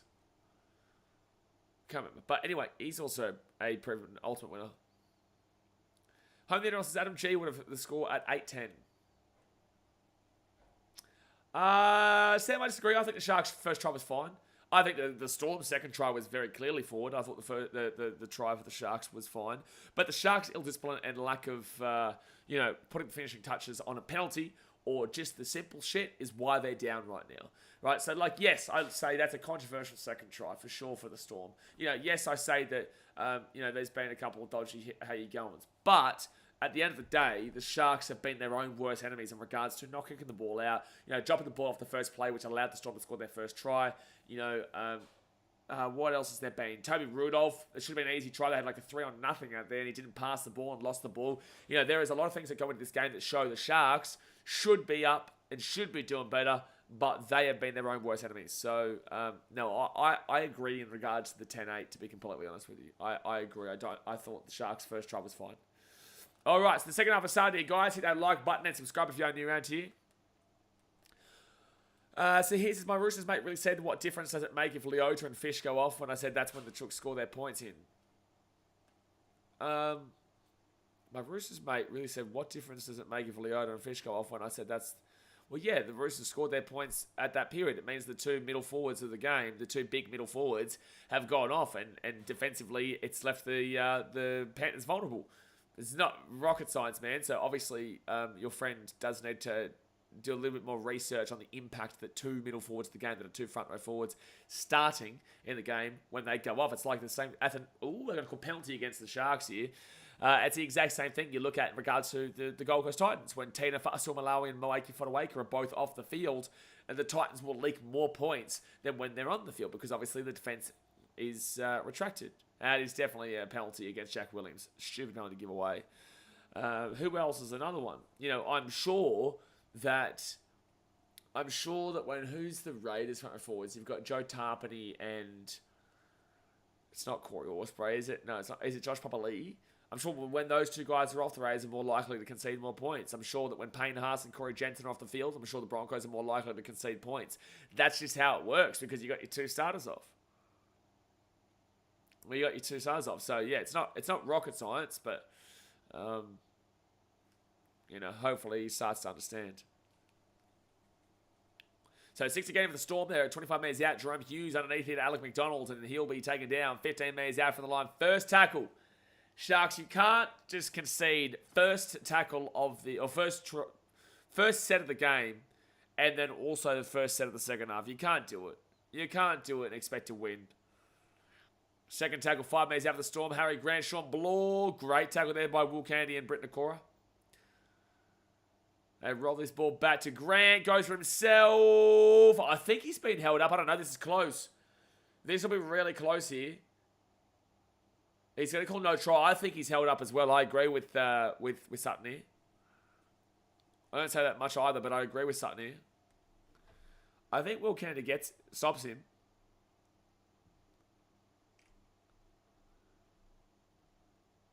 Oh no, the foot has stopped him. The boot has stopped him from scoring that.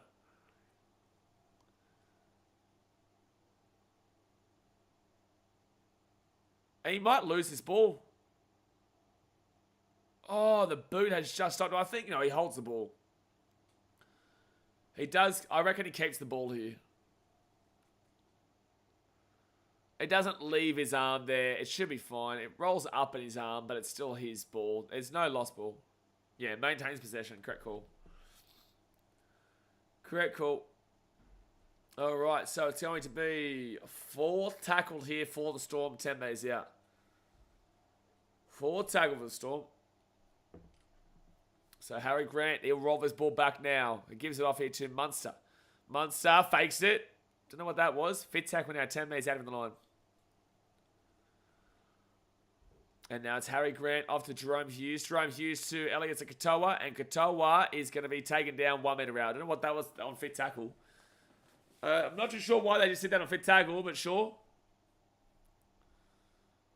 But sure. That was a really interesting attack there, to be fair. That was a really interesting attack. Give me 1 second, you guys.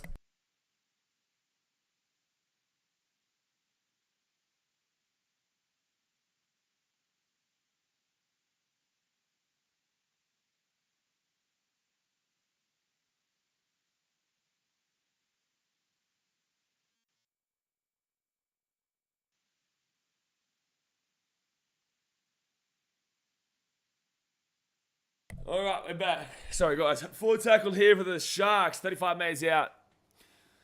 And now it'll be Tommy Hazelton gets the right-hand side to Britt Nakora. And Britt Nakora's going to be 40 metres out. And it'll be 5th tackle. So here's the Storm aren't even beating Cronulla. It's the Sharks themselves, like you pinpointed earlier. Not necessarily. No, I don't necessarily agree with that. I think the Sharks definitely are helping the Melbourne Storm here, for sure, with their mistakes. There's no doubt about that. But with that being said, I do think that... I don't think the Storm are playing that greatly. But then again, like I said throughout the entire season, the Melbourne Storm know how to win these games where they don't play. Oh, knock on. No go Melbourne Storm. Here's the Sharks. There's an opportunity. The Melbourne Storm are the prime example and the beautiful example of a team to know how to win this game. They win games that are close. They win games they shouldn't necessarily win. And right now, they shouldn't necessarily win it, but they surely will find a way. But they are beatable. And I've said this all season long. They are a beatable team. But it comes down to if the Sharks want enough and stop giving away these silly little errors. Sharks are going to do an upset. Honey says, well, I wouldn't be surprised with it. I said it before the game. I would not be surprised with it. The Sharks have a lot to prove, but they've got to stop, giving the ball back, and they've got to respect the ball a lot more, the Sharks. They've got to respect the ball a lot more. And they've got to get these big bumper forwards making for good meters, but they're 25 metres out right now. First tackle for Cronulla. 25 out, off to Teague Wilton. Teague Wilton steps, and he'll be taking down 19 metres out from the line. Second tackle. Blake Brayley off to Nico Hines. Hines here underneath, and it's going to be Royce Hunt, who's 5 metres out. Here's a chance here for Cronulla. Third tackle. Here's a chance. That's arguably 6 again there. It's arguably 6 again. So Sutton has just said to bring the ball back. I think it's fair that he hasn't called a 6 again or a penalty. I think this is fine because it should have been a 6 again. Obviously, Royce Hunt has shoved Harry Grant there. There's actually both of those. I would have argued the 6 again should have happened first, but with that being said, I'm okay with him not calling either. So 4th tackle now for the Sharks. Then 9 metres out. Off to Nico Hines. Hines, short ball to Royce Hunt. And Hunt, 5th tackle, 3 metres out from the line. Hope the ball's in flight today. Yeah, I couldn't believe that. Blake Brayley. Braden Trindle. There's an obstruction. There's an obstruction. Hines. I think that's okay. I think that's better because now the Storm won't get a penalty. And I think Nico Hines knows this. I actually think that was a smart play from Nico Hines because there was an obstruction on the inside. It would have come back for a penalty and they would have got to the 30. No, I disagree. So here, I think passing Hines would have been actually the wrong decision there because they would have been coming back for a penalty, which means that the Storm would have gone from having the ball at the 5 to having the ball at 30 or the 40. So I actually agree with that from Nico Hines. Whether he thought it or not, it ended up being good. So third tackle for the Storm at the 25. Good game we've got here, though. Really, really tough game. Ken Will says, do you think NRL should have offset penalties like the NFL? No, we don't need to add anything more in right now. It's already confusing as it is. So fifth tackle now at the 40.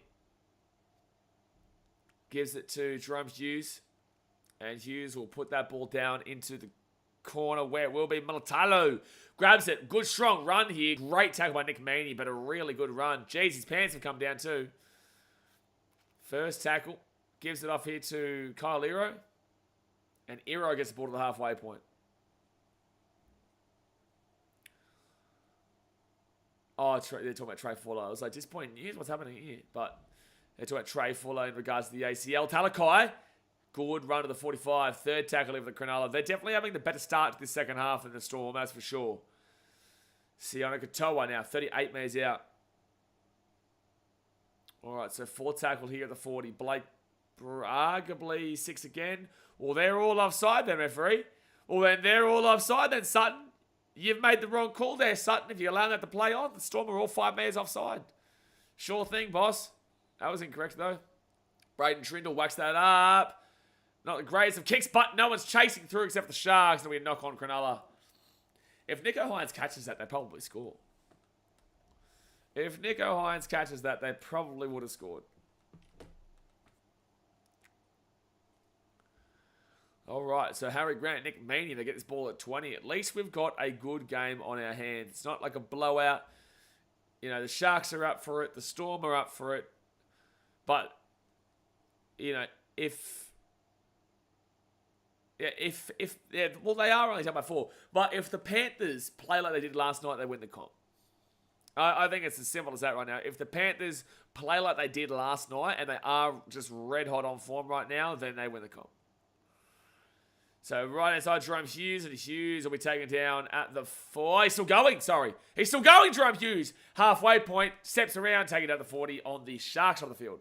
20 post contact there, that's awesome.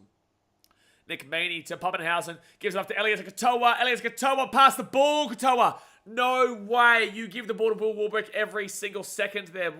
That's madness. No, Elias Katoa. Bro, you have Toby Rudolph not passing the ball, and now you've got Elias Katoa going for himself. You pass the ball there easily, Will Warbrick will 100% score. You watch someone from the Storm give away a penalty here and be ill-disciplined. This was ridiculous. Great setup there by Jerome Hughes. Great play on the right-hand side, and then for Katoa not to pass that is just crazy stuff. Crazy stuff. So third tackle now at 25. That's not 6 again on the goldfish. Looks like you're a goldfish there, Mitchell. Trindle here on third tackle. And great kick. Wow, Trindle, well done. Ball goes to the 5 there of the Storm. And now the Sharks do chase Pappenhausen to the 15. Off the hair. Really, that's a high tackle. Debatable call there. He's lost the ball. Oh, they're saying strip on the ground. I wouldn't challenge this because I think it's probably... I don't think it's a penalty for a strip, but I think it would be a penalty for a high tackle. So it would be, you keep your challenge, but it does grab him high there, technically, and it does get him high there. So it would have been a penalty regardless, so I'm glad they didn't challenge that, because if they did, they would have lost it. Oh, no, sorry. They would have kept it, because he doesn't strip it, but he does definitely lose it. I don't know why Sweet Caroline's playing right now, but sure thing, boss. Sure thing. So good, so good, so good. To be fair, it is a good game. 30 minutes to go of the game, guys. Hit that like button and subscribe if you are new around here. Get around. Fire it up. Fire it up.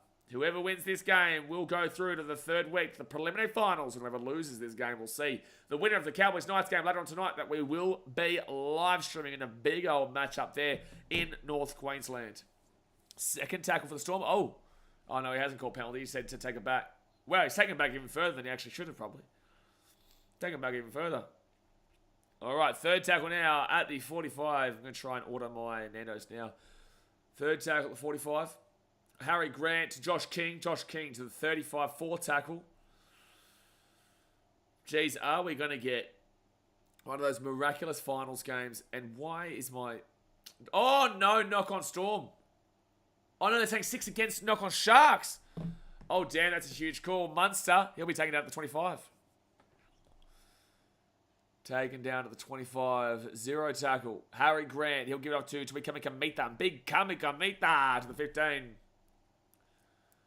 15 metres out. First tackle. Harry Grant. He's got Loiero. Loiero to Jerome Hughes. Taken down to the 9. Elias Katoa might have been done for a penalty if they had scored there. Harry Grant goes left. Josh King flicks it back. Harry Grant with a try time under the post. Great flick pass there, out the back there from Josh King, and Harry Grant will score a try. right underneath the post. Right underneath the post. And the Melbourne Storm will be happy with that one. The Sharks just got, slap and mundos up the field, which put them on the back foot. And there we go. There we go. They find a way to get on through. And probably against the run of play. Probably a little bit against the run of play there. I'd probably say a little bit against the run of play, because the Sharks had a lot of the ball. They were up in the attack, but the Storm just found their groove. And Josh King with a really good offload here, just knowing Harry Grant was right on behind him. Volton says Josh King has improved a lot this season. I think he's fine. I think he's okay. He's nothing spectacular, but he does, some good things every now and then, and is a hard worker. I don't think that, if you're looking at 13s, you probably even have him in the top 10. Like, I think you're looking at your Paddy Carrigans, your, you're looking at your Zai Yos, your Cameron Murrays, and all this sort of stuff, and they're worlds apart from Josh King on a better standing. But I think Josh King is a good, staple for the Melbourne Storm. I think he's just a very, will do what he needs to do throughout the season. You're not going to get the, unbelievable electric nature out of him, but you're also not going to get really, really poor games out of him in comparison to some others. So, yeah, I think that he's a good signing for the Storm, because the fact the Storm have so many electric and X-Factor players that sometimes you just need those hard workers, and that's exactly what Josh King is. But I wouldn't say that he's a player that is seeked hard by a lot of teams. I do think a lot of teams would prefer that X-Factor 13, but as the Storm, it works out perfectly with their spine being Papenhuyzen, Munster, Harry Grant, and also Jerome Hughes. So 27 minutes to go here. He was apparently a football goalkeeper, soccer goalkeeper, until he was 13 years old. Jordan Ricky from Brisbane is the worst second on the comp. Seriously, I think he's quite overrated, but I wouldn't say worst second on the comp. But I'm not going to sit here and just shit on players. I'm not going to sit here and shit on players, but and that's also really out of the blue. We're not even talking about second rowers. We're talking about locks, and we're talking about the best locks, and we're watching the Storm Sharks. Where's Jordan Ricky come into this? So Sharks now will whack this ball down deep. Good kick. Jerome Hughes grabs it and gives it up the big Tui Kamika. Mushka. Big Tui Kamika. All right, so first tackle now. They go left-hand side to Alex Katoa. That's right, UFC is on tomorrow. Sugar Sean and Marab. Third tackle at 30. Third tackle. It's only a 10-point game though for Cronulla though, but I just don't know if the Sharks will be able to get over the top of them. But I think they beat whoever they play next week between the Cowboys and the Knights. Christian Kerr says, Ricky being the worst second on the game is a terrible take. It's a terrible take, but with that being said, I wouldn't say that Jordan Ricky is a great back rower. I think that he is a little bit overrated, quite a bit overrated, but I don't think he's the worst backer on the comp. But it also is completely irrelevant to any conversation that we were having. It was just a random shot at a player. 15 Wheelhead says, the Sharks does not want to win this game. Silly penalty after silly penalty, which is making the game a bit boring. Disagree completely in regards to the boring nature. I don't think the game's boring at all. But I think that the Sharks are their worst enemy for sure. Nico Hines 7 is not that guy. I would agree. I think he's definitely more of a 6 than a 7. I just hope it hasn't been taught out of him and he hasn't learnt past the 5/8 role at the moment where he can't come back to it. I do genuinely believe that Trenton actually started out as a 7. He actually grew up as a 7, whilst Nico Hines was a fullback in 5/8, but now he's obviously the halfback. And I know I'm Dally M, but I'm just saying that I've always said that Nico Hines is a 6, to be completely honest with you. But yeah, I completely disagree in regards to. I completely disagree in regards to the fact that the game is boring. Overrated because his looks, as it says. Yes, a lot of females do find him rather attractive. So third tackle now for the Storm. Who do you tip in the next game? Cowboys 13 plus. And I've gone Manly 1-12 tomorrow. So fourth tackle, Harry Grant. And good run by Grant. Fifth tackle at 25 now. 25 minutes to go here of the game. Fair enough. And Sharks. Good catch by Will Candy. Gets the ball offload. They've got a chance here. Malatalo. No one was in the outside. If you had the outside, they actually had some really good space there. And Kyle Ero, that was not the play, brother. That was not the play. Daniel Bates says, is the Dally M decided the Thursday before the grand final? Yes, it's grand final week. Wednesday or Thursday, I'm not too sure. But it's on grand final week, yes. Alright, so Oregon Kafusi. He'll get this ball to the 35. Just wait till the girls find out about Fletcher Sharp. Gee whiz. Now, that's a scary thought. 40-20 attempt here for the Sharks. 40-20 attempt here by the Sharks. But the Storm will grab the ball in their own 5. And they're now going to bring it out to the 10, to the 15. Bushka! Taking down to the 15 first tackle. Christian being your OnlyFans again. Yeah, Christian talking about he's a guy that he would really enjoy being very close friends with, is what I would say. But you do what you need to do, son. You need to do what you do, boo. Don't you worry. So, Harry Grant will give it out to little Bappy at the 45. Yeah, Dalian happened on Wednesday last year. 15 Wheeler says, can you please explain the difference between 6 and 7? As a union guy, I struggle to understand the major difference between the positions. So, they are similar. Fit tackle with the Storm, 1 second. They are similar. Sharks, grab the ball at the 15, good take. They are similar, but the 7 is the leader, the directional role, the one who designs the plays and decides and organises, right? The 7 is the organiser. Whilst the 6 is like a floater, right? The 6 is like a more of the X factor where you're just going to see them like a Dylan Brown floating out the back. That's why Dylan Brown didn't work as a 7, it worked as a 6, and Mitchell Moses was perfect for the 7. You've got Jerome Luai, who could play as a 7 next year, but we'll see how it goes there for the Tigers. The 7 is the organiser, the 6 is like the roamer, is what I would say there. So fit tackle now for the Sharks at the 42. Fit tackle, Blake Brayley gives up to Braden Trindle, and Trindle will whack that ball up where Buppy was a bounce. Trindle's kicking game today has been really, really impressive. I've really enjoyed it. So Jerome Hugh, Xavier Coates taking down the 15. Anton's this cracking game. Yeah, it's a really good game. I'm enjoying it, that's for sure. This is what the Storm do, though. They grind it out, they defend. And although the Storm have not been perfect in this game by any means, they just know how to win the game. That's what the Storm have done all season long, whilst the Sharks have been their own worst enemies. Oh no, oh no, oh no. Munster's injured. He's grabbed at his calf here. Calf/ankle. Touch wood, he's alright. He looks like he's walking okay. Might be just a little bit of a scare there. It looks like he might be okay. Fit tackle now at the halfway point. Roll it back, Harry Grant to Jerome Hughes. And Hughes will put that down where it will be. Katoa caught that. How has he caught that? No, Jack Williams, you're off your planet. You're off your planet. You're off your rocker. You are off your rocker, Jack Williams. You are off your rocker. That is the dumbest play. That's insanity, Cronulla. That is insanity. That infuriates me that this man has tried to grab that ball and knocked it on. On fit tackle, nothing is happening, and he's gone to try and intercept the ball. Are you off your rocker, Jack Williams? That is so stupid. That is the epitome of stupidity from Jack Williams. If the Storm score this year, that's game over, and you can absolutely blame yourself as a huge reason as to why the Sharks lose this game. That is ridiculous. On fit tackle, the Storm are just literally throwing the ball around. They're going to a front row forward. You make the tackle onto Ikamekameta there. You go for the hit on the player. You don't go for the intercept and drop the ball. It's ridiculous stuff there from Jack Williams. Real rookie shit, that. Real rookie shit. That is real rookie shit there from Jack Williams. First tackle lead for the Storm at the 20.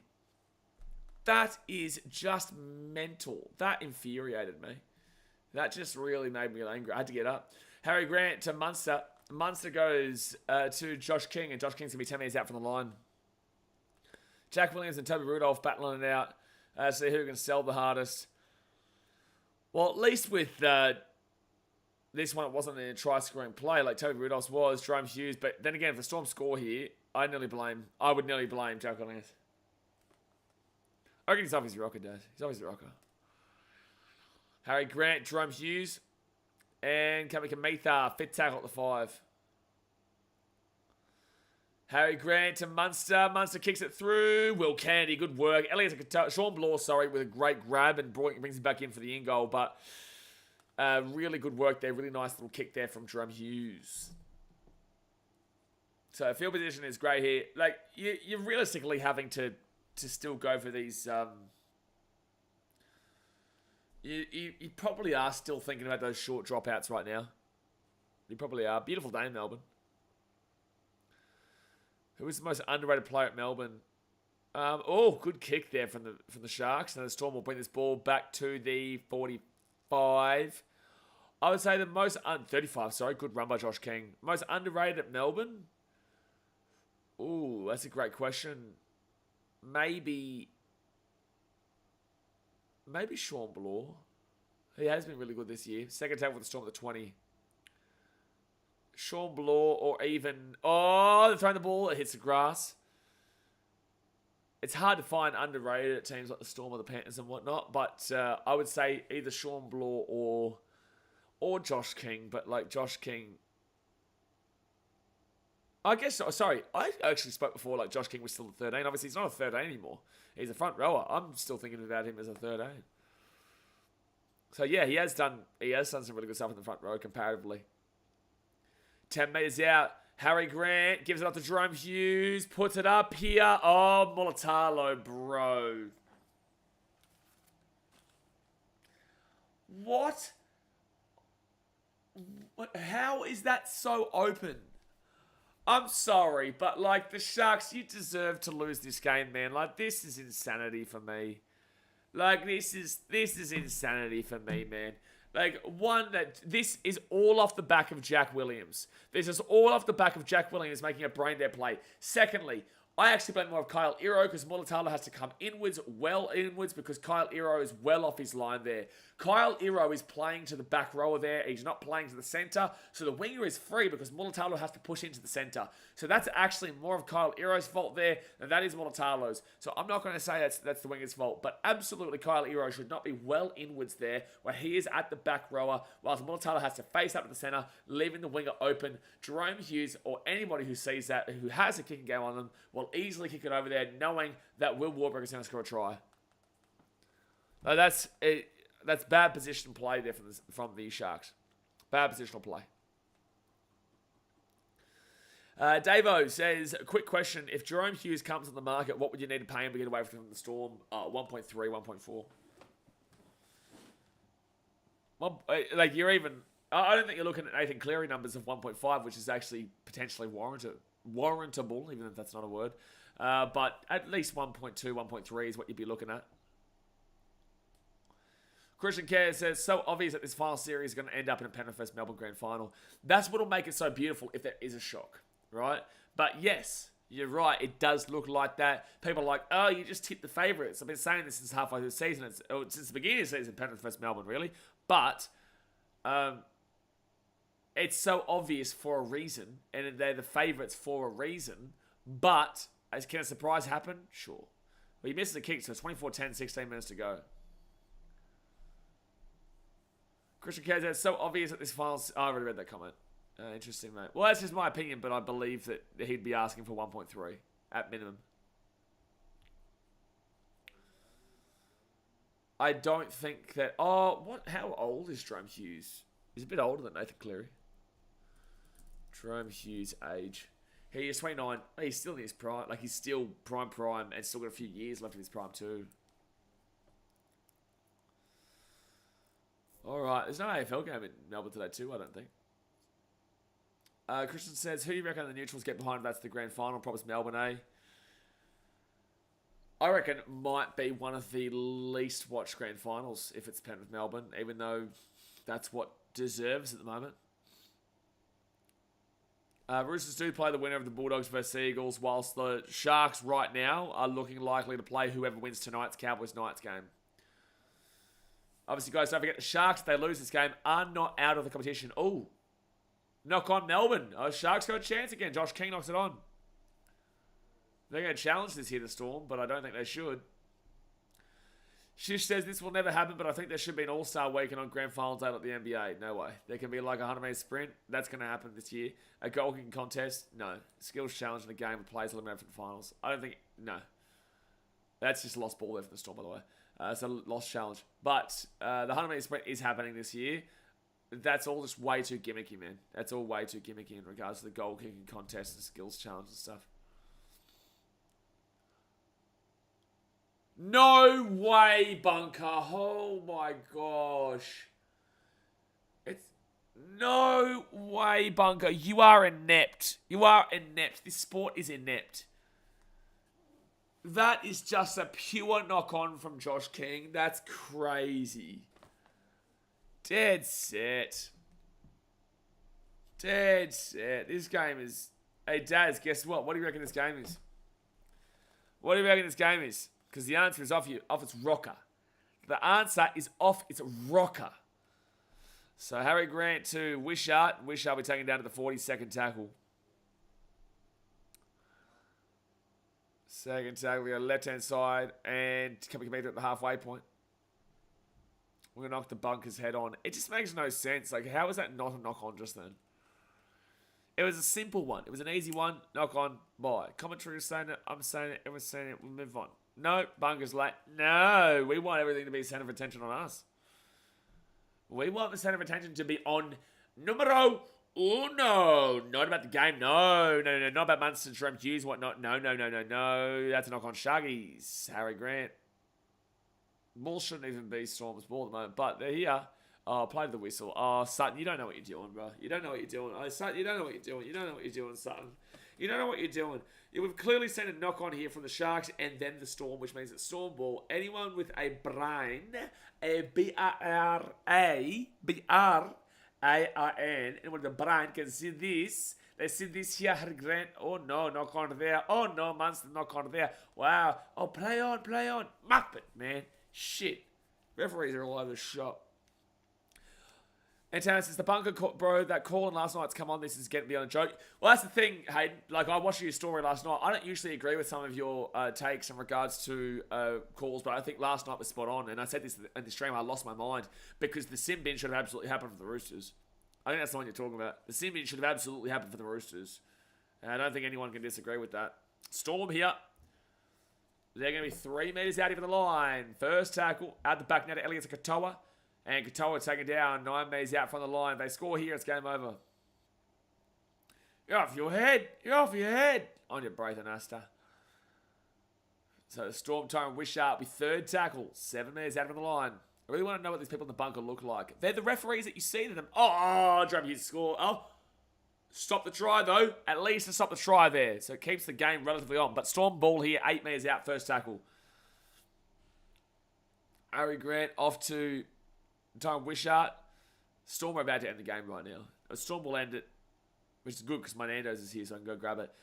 Storm flick it across here to Munster. Munster slipped over the 10.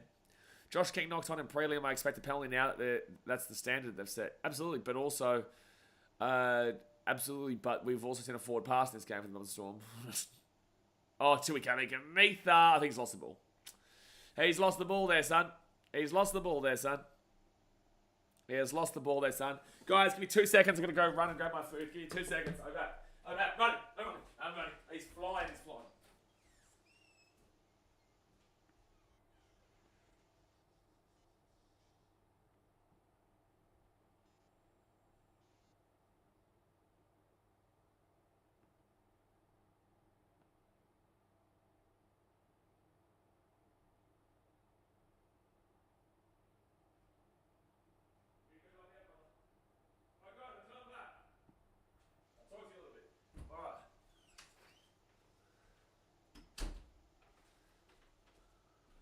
Alright guys, we're back. Sharks with the ball. They're getting this ball to the 40 now.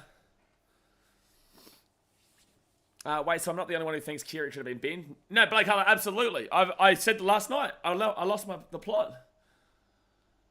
I lost the plot. That's a high tackle there from Munster, by the way. Was there a penalty? There's no penalty for that? Okay, there you go. Trindle at the back here to Will Candy. Will Candy flicks it over the cross and here to Mortalo. Grabs the ball. He's at the halfway point. Forward tackle at the halfway point. So get this ball off here to Wilton. Wilton gives it out to the back to McInnes. McInnes into Hines. Hines over to Nikora. Nikora gives it off here to Talakai. Talakai here. Shoves off one and gets taken down to the 28 or so. Fit tackle here. 11.5 minutes to go of the game. So Nico Hines, he whacks his ball across. The chase through here by Kyle Hero. No one's... Oh, man, he grabs the ball, though. Whew. It's been such a mug around stream, but we've still slapped it down. Second tackle now. And then it starts to smell good, Jay. All right, so they go left-hand side, pop in the house, and they'll get this ball here to the 30 now. Third tackle. One on strip. No, they couldn't get the ball. Sharks, they just need to score a try before the 5 minutes to go mark in their back end. At 10 minutes to go of the game, guys, hit that thumbs up button. Subscribe if you're new around here. And Elias and Katoa will be taken down. Fit tackle at the 4. Gets the offload away. Tyron Wishart. It's got Jerome Hughes. Oh, huge whack there by Teague Wilton. I don't think Teague Wilton's come on as much as a lot of people would have hoped for. Oh, Munson might have been hit late here. This could be a penalty. And no, it's not. Okay, Sutton doesn't call it. Davo says, I realise Harry Grant is out of contract at the end of 2025, but who needs a dummy half the most at the end of the season and who could afford him? It depends, right? Because there are a few teams that could want him just because, and then there's teams, like for example, the Roosters would love him, right? Especially with the injury to Brandon Smith. They would love him. Love Harry Grant right now. And they have the contract money for him. They have the money for him. It depends because the Titans have got two defensive-minded hookers. Sam Verrills has been a lot better this year, obviously played a lot more. And Chrissy Randall, great defender as well. Depends if they want to go for a more attacking hooker. But there's more priorities in the Titans team right now. 1 second, Nico Hines right inside Talakai. Talakai with the ball, gives it off here to Siona Katoa. Katoa kicks it across here. Oh, but no one was there.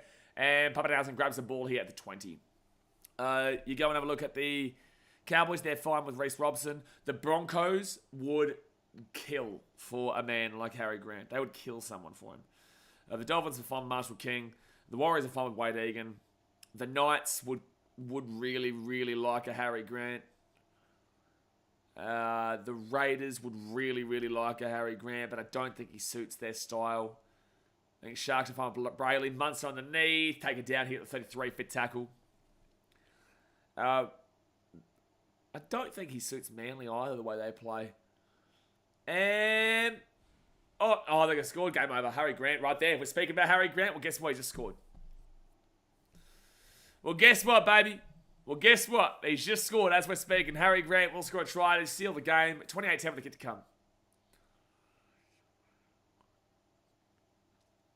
come. Blake says he could be good at the Knights. Yeah, the Knights are a team that would suit him. I think that he would need a solid halfback at the Broncos. I know they've got Redo now, but he's getting on, obviously. Who else? I don't think the Broncos would suit him as much as Broncos fans would adore. I think he would gigantically help a team like the Titans, but I just don't think it's going to happen. And I did hear it was a chance to get him a couple of years ago, or last year, 2 years ago, whatever, but things didn't work out. It definitely does not suit the Eels. And honestly, I wouldn't even say he necessarily suits the Panthers, but it would be OP to have him. The number 9 with the Rabbits next season, Volt Hunter, I'd assume would be Peter Mumbles-Ellis. I think that's who they're backing is their young guy coming through. I'm pretty certain it's Peter Mumbles-Ellis. I'm pretty certain. No, I could be wrong. Yeah, Mumbles-Ellis or something like that. I have no idea how to spell his name. I think it's Mamouzelous, if I'm not mistaken. Maybe. Home in the NRL is basically all of Melbourne's... No. All of Melbourne's momentum of Paul calls. No. No, there's been absolutely points in this game where has been really poor calls, but you can't tell me that the Storm haven't also deserved to be leading the Sharks. The Sharks have been their own worst enemies. The Sharks have very clearly been their own worst enemies. Like, Toby Rudolph not passing that ball. Will Kennedy dropping that play off the first play of the game, which then led to a try. Jack Williams making the most dumbfounding, ridiculous play ever to go for an intercept on fit tackle when the ball was doing nothing, which scored their previous try, and then they've obviously scored this try. No, the Sharks have been their own worst enemies. And now the Storm are taking it away. But I tell you what, though, the Storm should not be like saying that this is a dominant performance here by any means. The Storm have not been dominant in this game by any means. And I can tell you right now, the Panthers were playing them like they played last night. The Panthers will beat this team. And the Panthers will win the grand final. Because the Storm have got a lot of inefficiencies at the moment. And yes, they just win the games. But I can tell you right now, this has not been a great performance that I guarantee you Craig Bellamy will come out and say that's bullshit into his own team. He'll say to them that this team needs a lot of work. And they do. They do need a lot of work. They're first. They beat the Panthers twice this year. They're going to win this game by well. But with that being said, I can tell you right now that a large portion of this game has been handed to them by the Sharks, not kicking the ball in the full, dropping the ball on the first tackle of the first play of the game. A forward pass for the Storm. Jack Williams going for an intercept, which gave them another try. And also Toby Rudolph not passing the ball, which would have got the Sharks into the lead. So there is so many issues here against the Storm, but they are going to win the game. And I just say that if the Panthers play like they did last week against the Titans, the Storm will beat them and win the comp. But if the Panthers play like they did last night against the Roosters, the Panthers will beat this Storm team, and I genuinely believe they'll win by about 14 points. I think the Storm team has a lot of issues. But they still win games against teams like this, who have given everything to the Storm in every capacity. Seb Watson says this could get messy later on, amount of work the Sharks have done in defense. Yeah. Keanu going live. Oh no, what's Keanu? But you're right, Seb Watson, you are right. So challenge here by the Sharks. It's close. He catches it there. He's still got the ball here. Ooh. That's very close. I don't know if this might be inconclusive. You might have to really go zoom in. Zoom.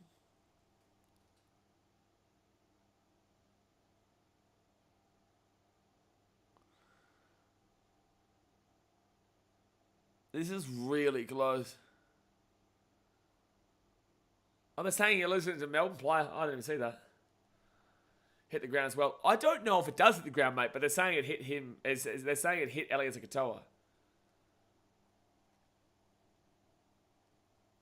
6 minutes to go here in the game. Storm are going to be going through to their prelim final. Obviously, the Panthers will be playing the prelim, and the other side, the Storm will be playing the prelim. The Storm will play the winner of tomorrow game, Bulldogs Manly. The Sharks will play the winner of tonight's game, Cowboys. So the Roosters, by the way, is what I was talking about. But the Sharks will play the winner of tonight's Cowboys Knights, which we will be live for at about, I'll probably go at 7:15 is when I'll probably jump on live for that one. It's set up for 7 o'clock, but I'll probably have a little bit of a break, 7:15. Harry Grant, out to Elias Katoa. And Katoa's going to be 5 minutes out of the line. Second tackle. Oh, it's a Biffo. There's a Biffo between Toby Rudolph and I think Nelson. Yeah. A Biffo between Toby Rudolph and Nelson to stop Solomona. I would back in Nelson in this fight. Big Papa's going after it. They are getting after it.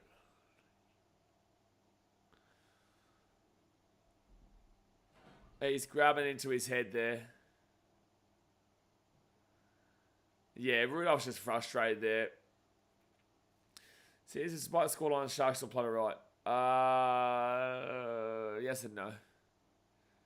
It was until it wasn't. They were until they weren't. Because they've fallen apart because of their own inefficiencies, their own mistakes.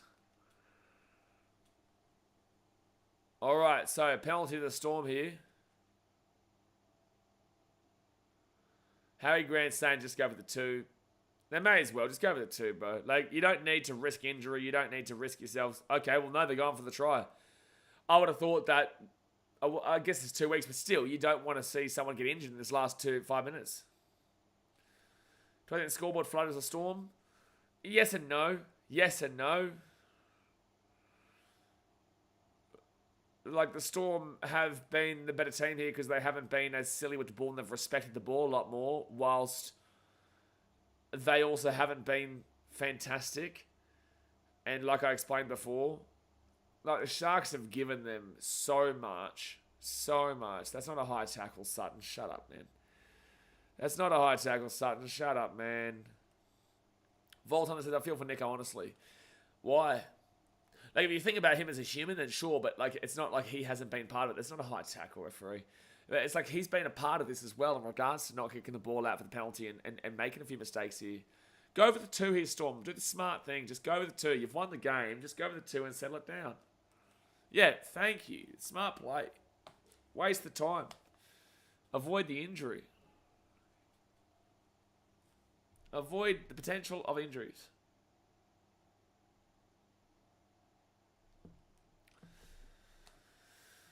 All right, 4.5 minutes to go here the game. At least it was good for the most part, and then it blew out. Nico hasn't been great. He hasn't done much, really. Started off the game with a bang with a really nice attack and play on the right side. And the second try was off the back of Nico to Braden Trindle to Brett Nakora at half-time. But outside of that, yeah, just hasn't been able to get the consistency. Braden Trindle has been their main kicker today and has been doing a pretty good job today, Braden Trindle. So 4 minutes to go here of the game. 30-10 scoreline to the Storm.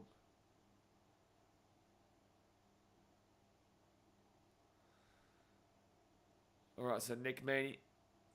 Powder Scare says, how's the Storm not over the salary cap? Well, what do you mean? So Pappenhausen's on a decent chunk. 1 second, they get the Kings 32-10. Pappenhausen, Munster, Hughes, and Grant are on some pretty good money for sure. Trent Loiero wouldn't be on a great deal of money. Josh King wouldn't be on a great deal of money. Sean Bloor was brought across from the Tigers on a save me kind of deal. Elias Katoa, I don't believe, is on a crazy deal of money, but has been doing well with them. Nelson is asking for a lot of money, which is why the Storm are letting him go. Will Warbrick is probably still in his contract from when he was coming across from the All Black Sevens, so it was kind of like a, give me a chance kind of contract. I would assume, I don't know. Xavier Coates would be on something decent, but he's a winger, so he wouldn't be on a crazy deal. And the centers have what? Nick Meaney and... who's the other? Nick Meaney and...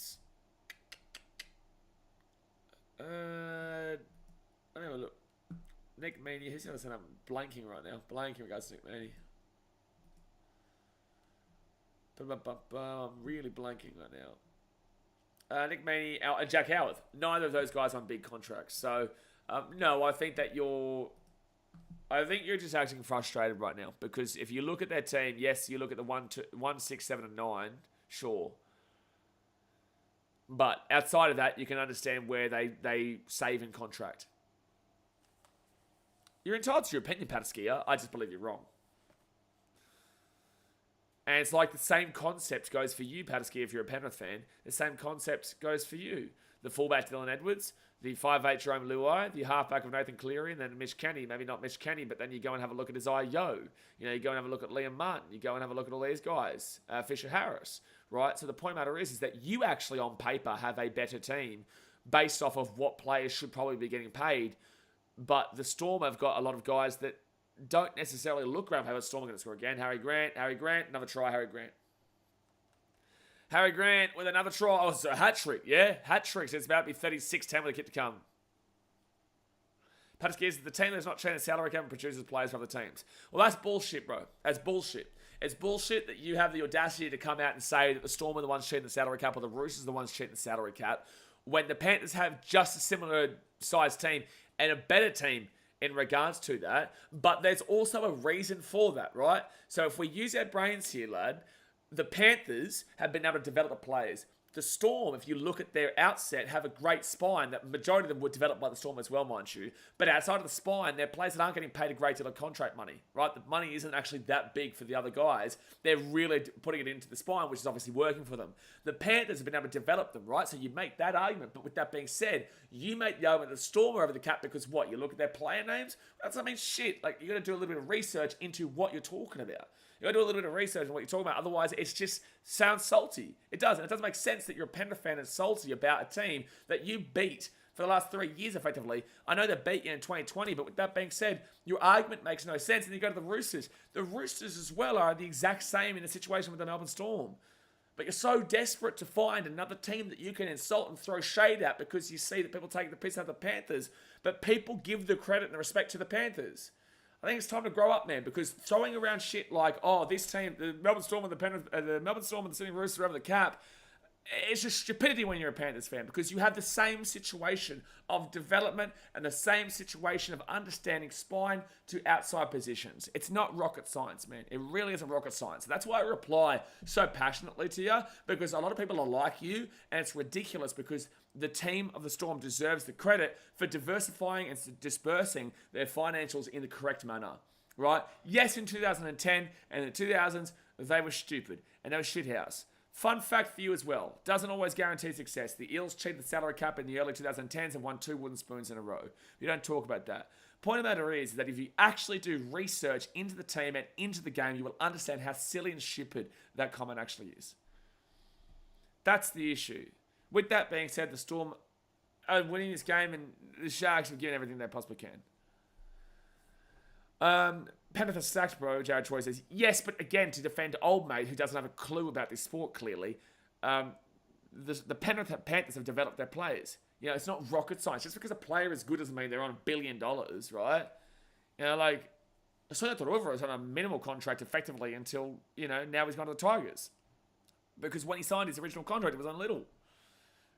You know, look, it's crazy that people talk. They talk and talk and talk and disperse this information to people, and then they try and say this team's cheating and that team's cheating when they have no idea what they're talking about. How can you be so confident in your conversation about rugby league or sport in general? How can, and this goes for politics as well, how can people be so confident? Pappenhausen goes to the field goal and gets the field goal.